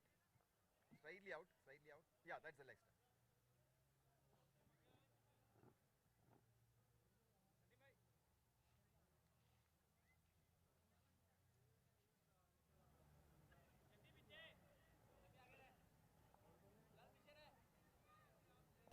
Well, alright, it is the all-rounder Mohammad Nadeem to bowl to Harsh Thakur and Srimanta Vijayaratne.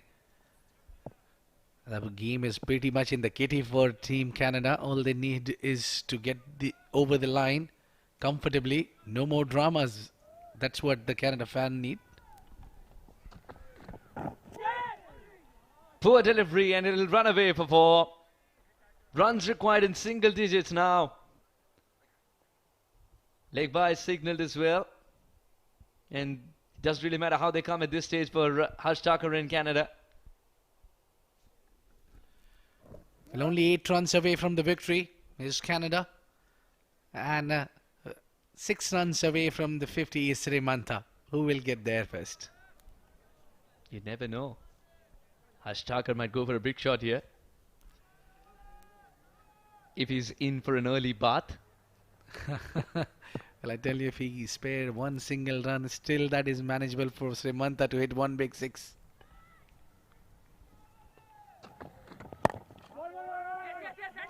To get that single. But didn't require such a tight single, because a direct hit at that stage, Srimanta would have continued that run all the way to the pavilion. You can and see. there you see the apology. Yes, it was him. Harsh worried and invited. Despite it was Srimanta's call, He was running at the end, dangerous end. 7 required here of 40 delivery. Srimanta Vijayratne. Now if he goes for a big shot, there's a chance of his half century, but I'm very sure, knowing him, he's looking for the 7 runs. Not exactly from his bat, from the team's perspective. If this ball's not there to hit, he'll quietly pick up a single. Oh, that's beautifully placed. Jatinder Singh's got to work. One-handed pick up and a stylish throw. He's got on his swag. But still, not the day belongs to Oman. I feel for the home side that a lot of spectators coming in, watching. There was hardly a place to park the car.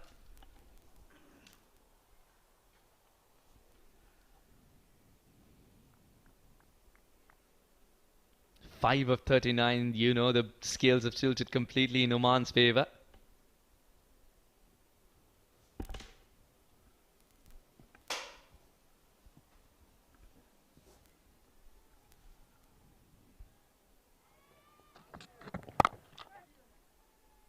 That'll be another single, as he didn't get it from the middle of the bat. He was aiming for the dugout.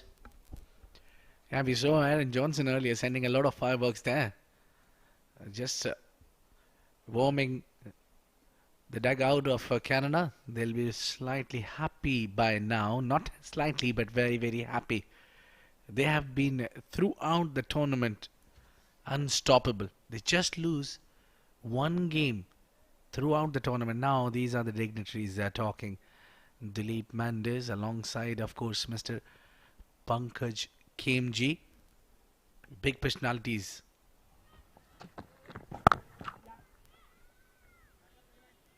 Another single here. Bit of a misfield, but both the batters uninterested in coming back for the second run anyway. Yeah, just that Srimanta and Canada need one solid hit to win. Yeah, just a hit away from what would be an incredible victory indeed. They've answered the critics. They've put in the hard yards. They've braved the weather as well. Not just in the lack of practice back home, but they've braved the weather by acclimatizing really well once they landed here. And they're indeed becoming a team which is a force to reckon with when they travel. That's a cracking hit, befitting of a winning hit indeed. Srimanta Vijayratne also gets to his half century as Canada romp home. Arise, awake, it's Canada indeed. Mazaplay.net Desert Cup T20I series winners. Not a single shot in anger as they boss the game around and finish brilliantly on top. Well, he finishes with 47 perhaps, but the champions of Desert Cup, thanks to Vijayratne's innings and of course Aaron Johnson's innings, it's Canada. I look at the smile on the captain of Oman. Well, there are such defeats that you need to accept with the grace, and that has been the attitude of Zishan Maqsood. What a great contest we had here. The brilliant display of cricket all throughout this tournament. Absolutely right. They were close games. They were nail biters. There were ones which tested them a lot. The lower middle order was tested. The bowling was taken to the cleaners in between. But the champions of the quadrangular, Mazaplay.net presents Desert Cup T20I series. It's Canada. Happy scenes here because a lot of questions had to be answered. There was new leadership of the team under Saad bin Zafar. But Canada proved a point that indeed they're a force to reckon with. What a one-sided finale it's eventually turned out to be as they trounced the home side by batting better, bowling better and picking up a win by 8 wickets. Oh, what a tournament we've had. Well, it's summed out in one particular, and that is Mr. Pankaj Khemji. Yes, His Excellency Pankaj Khemji, sir. Well, what he does is absolutely loves cricket. You could just see how big a connoisseur of cricket he is. He understands that the home side didn't turn up today to be the 100%. But the first thing he does is congratulates the winners. Well, it's in the end the cricket has won. And that's what he understands. What a great man. And what a great occasion that he's come out. They've been hosting. Yeah, Shreyas Mova, Ankur, the physio, everybody played their part. Shreyas Mova, when he got a game initially, the depth of Canada team as well, it's something that needs to be celebrated. And it's a team that's growing from strength to strength. Even though it was new leadership this time around, they stepped up, they believed in themselves as a unit, bounced back from losses, won on a regular basis. Now it looks like it's going to be selfie time. Yeah, looks like it's going to be selfie time. Ravindrapal Singh leads the smiles as everyone squeezes themselves in. Johnson, you're going to find yourself in a selfie. They're going to tag you. Yes. Hold my mic, hold my mic. I'm coming back. Lovely scenes here. What an incredible day of cricket. Absolutely. What an incredible day of cricket, and that's what it's been for 8 days. This quadrangular carnival. It ended with Canada scoring 139 for 2. Aaron Johnson, 68 of 41, led the charge beautifully today. And Srimanta unfinished with 51 of 35 balls. He's a little sad that no more runs were there left to score because he was in tremendous touch as well. 139 for 2. Canada, the deserving winners of Mazaplay.net presents Desert Cup T20I Quadrangular Series 2022. Well, not so impressive with the ball in hand because the due factor was there from the ball one for the team Oman. It was Bilal Khan who had the wicket to his name and captain, of course. Then had a good day with the bat, Zishan Maqsood, but also with the ball he's done his role, but it was bit too less in the tank to save from his team from the defeat. Yeah, they could see from the fall of wickets, the first one fell at 124 and then a 125, and the chase itself is 136. You don't have much of options left. And this... Well, Canada were excellent from top, to be very honest. The opening partnership knocked the winds out of Oman. And the no-look shots just made it worse for Oman's confidence. Johnson straight down the ground. Johnson towards the side of the ground. He was exceptional today, Abid. Come the big day, the big man performs. It didn't look like it was a debut cup for him. It didn't look like a debut tour for him. He'd be asking already, when's the next tour? Well, indeed. Saad bin Zafar and his boys delivered, and that was the way they kept on scoring runs on the onside, on the offside. Every corner of the ground has been occupied today by these two batters. Absolutely, and leaving no part of the ground unexplored before he was caught straight in front of the wicket. Then Pargat Singh was dismissed in that fashion. Harsh Thakur got a boundary, but that wasn't off the bat, I think. And then comes the winning hit. Beautifully placed, sends it for 4. Zishan Maqsood, with a heavy heart, of course, shakes the hand of His Excellency Pankaj Khimji. But then the smile suggests that a complete connoisseur of cricket he is. Winning and losing is a part of the game. The upshot of the game suggests that Oman were bundled out at 137, but they've got a big thank you note to write to Naseem Khushi, who took them there 47 or 23. Otherwise, it looked like a total less than 100 today for Oman Abid. And then Canada, 139 for 2 as they romp home with the help of Aaron Johnson's brilliance with a bat in hand, and Srimanta Vijay Ratne as well. 51 not out of 35 deliveries. Absolutely clinical. Canada win by a big margin of 8 wickets in the grand finale of Mazaplay.net presents Desert Cup T20I Quadrangular Series. We'll take a short break, but don't go anywhere. On the other side, we have the big grand post-match presentation coming up, and we would really want to know who the player of the match is, the player of the series is, and a lot of silverware to be given away as well. So stay with us.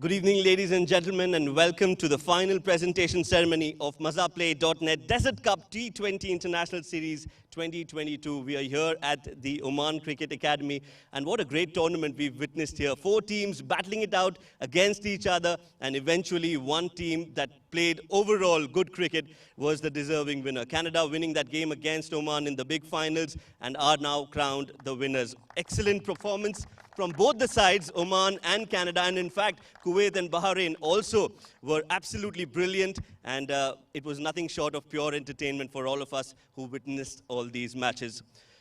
Firstly, I would like to thank Oman Cricket and ITW for putting this wonderful show together. A special thanks to our title sponsors, Mazaplay.net, for supporting this event. Joining us in the presentation party tonight is His Excellency Pankaj Khimji, Chairman of Oman Cricket. And we've also got Srinit De Silva, CEO, Atkins Spence Hotels, representing Stassen Group, and Paul Sheridan, the Vice Chairman of Oman Cricket. A huge round of applause for the party that we have here tonight.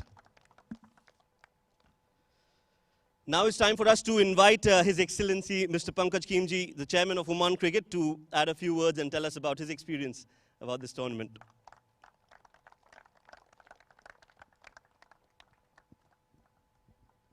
Good evening. Congratulations, Canada. Skipper, Alfonso, Babaru. Great having you back over here.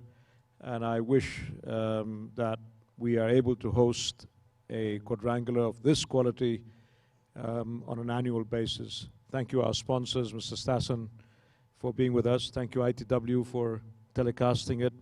I hope you've enjoyed it as much as we have in hosting you. And thank you very much for being here. My team, Oman Cricket, well done. Hope you'll make up for it in the 50 overs game that is coming up.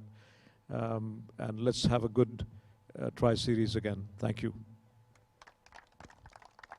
Thank you, Mr. Khimji. Well, it was a great final. Of course, we were expecting some fireworks, and fireworks it was when Oman took on Canada here at the Oman Cricket Academy. Canada deciding to bowl first after winning that toss and restricted Oman to a meager score of 137, which I thought was a fighting score, thanks to a brilliant innings coming in from the man Naseem Khushi, scoring 47 runs of 23 balls. That was a blitzkrieg of an innings, and we haven't seen such a kind of an innings in T20 cricket for a long time. So, of course, in the second innings, there was a reply, and that reply was called Aaron Johnson. We've seen him blast that ball all around the park. It's been a regular sight, another brilliant performer, and it was just a treat to watch. Of course, Canada winning the game by 8 wickets. It was a comfortable win in the end. And it's now time for us to announce the player of the match. This one goes to a newcomer, Jeremy Gordon. 4 overs, 3 wickets for 36 runs. And we'd like to invite Mr. Paul Sheridan to come up and hand over that player of the match for Jeremy Gordon. 4 overs, 3 wickets and 36 runs. Absolutely brilliant.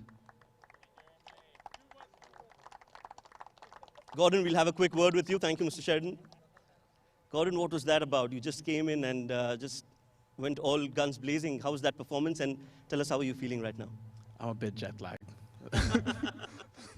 Honestly, I stick to the game plan, which is like into the wicket and try to restrict the guys as much as possible. And it kind of worked out for me today, so I'm quite happy with it. Tell us a little bit about the wicket. We saw that you were using that wicket to your advantage, pitching it in the right areas. Tell us a little about that.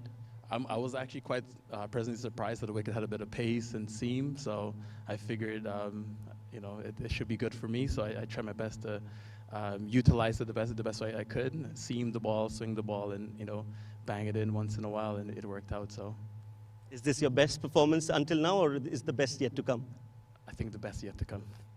Have a good sleep. You deserve one. All the best. That would please.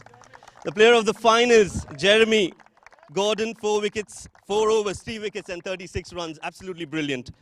It's now time for us to invite Mr. Srinit De Silva, the CEO of Aitken Spence Hotels, representing Stassen Group, to hand over the man of the series memento here. And of course, this is the easiest decision that you can ever take for the player of the series award. It's Aaron Johnson. Let's hear it for this man. 7 matches, 402 runs, 44s, 25 sixes, 450s and 100 to his name, a highest score of 109 and a strike rate of just 167. Brilliant, absolutely brilliant. Aaron, well, I'm sure you've enjoyed this ground and you would want to come back again pretty soon, but tell us the journey so far in the tournament. The journey has been a wonderful one, not only for myself, but for the team, right? Team Canada, with Coach Pudubu joining us a few months ago. You know, we have some plans as a team. And as I said before, I'm happy that I can contribute to helping Canada go where we want to go. Tell us about the finals, big game, and you've again risen to the occasion. Is that a natural, or you've put in some effort getting that performances in? Again, as we talk about, I have some conversation with Coach, right? And we talk and say, when you're calm, you play your best. So no matter the situation, if you find yourself in a calm position, you will perform for us. And that's what I try to do. Biggest learning from this tournament? That you don't have any plans, just prepare well. And when you come up against good opposition, you just back yourself. That's it. Well, back yourself, do well, all the best for the future as well. Thank you very much. Thank you. Player of the series, ladies and gentlemen, Aaron Johnson. Absolutely brilliant performance, and he has enthralled us all throughout the tournament. It's time for us to now call the captain of Oman for a quick word, Zishan Maqsood.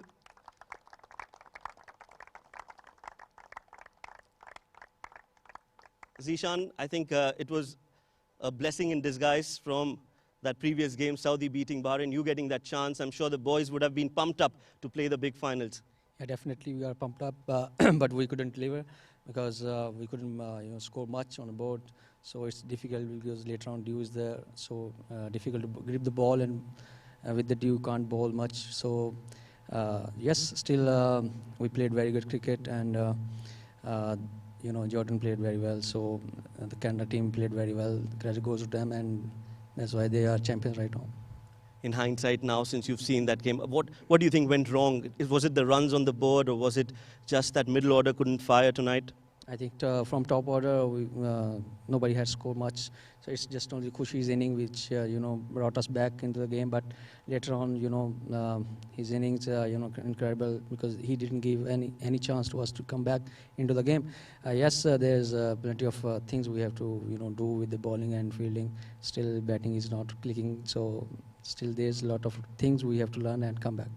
Tell us about the master stroke, bringing in Naseem Khushi in the big finals. You definitely showed some belief there. Yeah, definitely, because he has the capability to score runs and to show himself, and we also have belief on every player.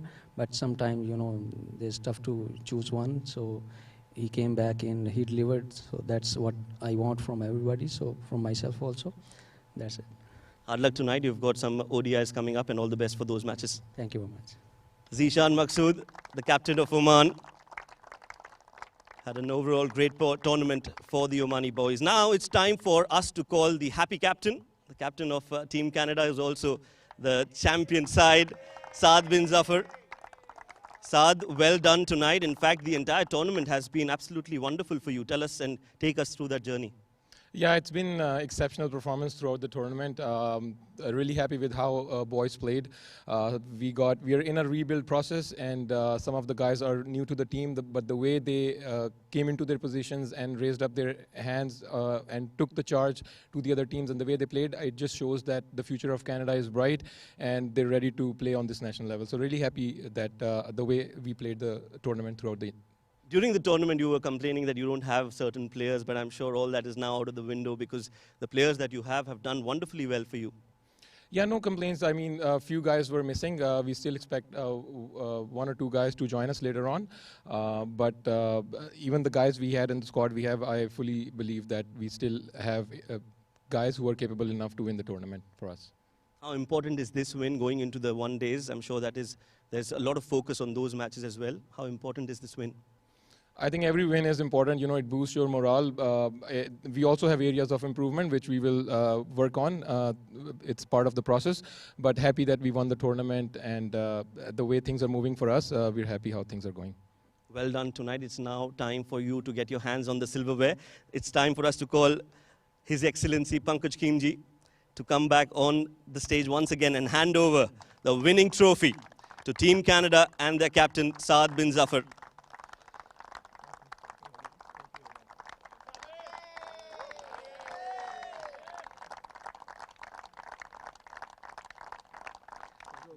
Brilliant performance, Saad. You can join your team members with the trophy. And I think that's it from the post-match presentation. I hope you enjoyed what we brought. There was some high-quality cricket all throughout. And in the end, I think the sport was a true winner. Until next time, from all of us here at the Oman Cricket Academy, it's good night and take care as we leave you with these winning moments of Team Canada.